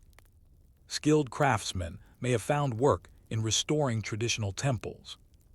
The unskilled and elderly likely fell into poverty. They left behind homes full of domestic debris, broken bread molds, cooking pots, worn sandals, child-sized drinking cups. No farewell was carved, no monument was raised. Their contribution had no tomb text, only fragments in dirt. The loneliness of the ruins. By the end of the 18th dynasty, Akhetaten was a ghost city. Travelers in the Ramesside period, c. 1200 BCE, passed by and recorded its strange, silent layout. Wind filled the temples where priests once praised the Aten. Lizards scuttled across courtyards that once echoed with commands, groans, and brick stamps. The sun still struck the cliffs in the morning, but no god rose to greet it. Akhenaten's name was stricken from official king lists. The city's memory was intentionally erased, an entire experiment expunged from sanctioned history. And yet the bricks remained, buried, waiting. Rediscovery and the hands in the clay. Over 3,000 years later, archaeologists began to uncover the truth. Starting in the late 19th and early 20th centuries, excavations at Amarna revealed sun-dried bricks stamped with Atenist phrases, workshops filled with broken molds, workers' houses aligned in neat rows, human remains showing signs of heavy labor and early death. Some of the most poignant finds came from the workers' cemetery. Hasty burials, minimal grave goods, evidence of malnutrition and repetitive stress injuries. A community that died young and toiled hard. These weren't royal tombs. These were bodies shaped by brickmaking, by a life of carrying, pressing, and stacking for a god who offered no afterlife. A city meant to vanish. Unlike Thebes or Memphis, which evolved over millennia, Akhetaten was always a temporary experiment. Akhenaten built in mudbrick not just out of haste, but perhaps intentionally believing that eternity could be captured not through stone permanence, but through divine presence. But that presence faded, and the mud, once shaped by calloused hands, began to crumble. Today, only outlines remain. Low mounds, fragments of wall, impressions in soil where a city once rose. The desert has nearly erased the city, just as Pharaoh's successors intended. And yet, we remember it not just for its theology, but for its labor. Echoes in modern clay. Across the Nile Valley, mudbrick is still used today. Villages are built from the same clay and straw recipe that supported temples of the Aten. Children help mix mud. Bricks dry in the sun. Courtyards echo with daily sounds. The techniques haven't changed much, nor has the rhythm. Even in an age of concrete and steel, mud endures. It cools in the heat. It holds in the wind. It speaks of roots, resilience, and renewal. In this way, the legacy of Akhetaten's brickmakers isn't lost, it's embedded in every mudbrick village, where hands still press clay into shape. Final reflection. Perhaps their names are gone. Perhaps their city vanished. But every brick they made carried weight, literal and symbolic. They built a theology with no afterlife, but their labor shaped memory, even in forgetting. In the end, what remains? The god gone. The king erased. The city dust. But the brick tells us everything.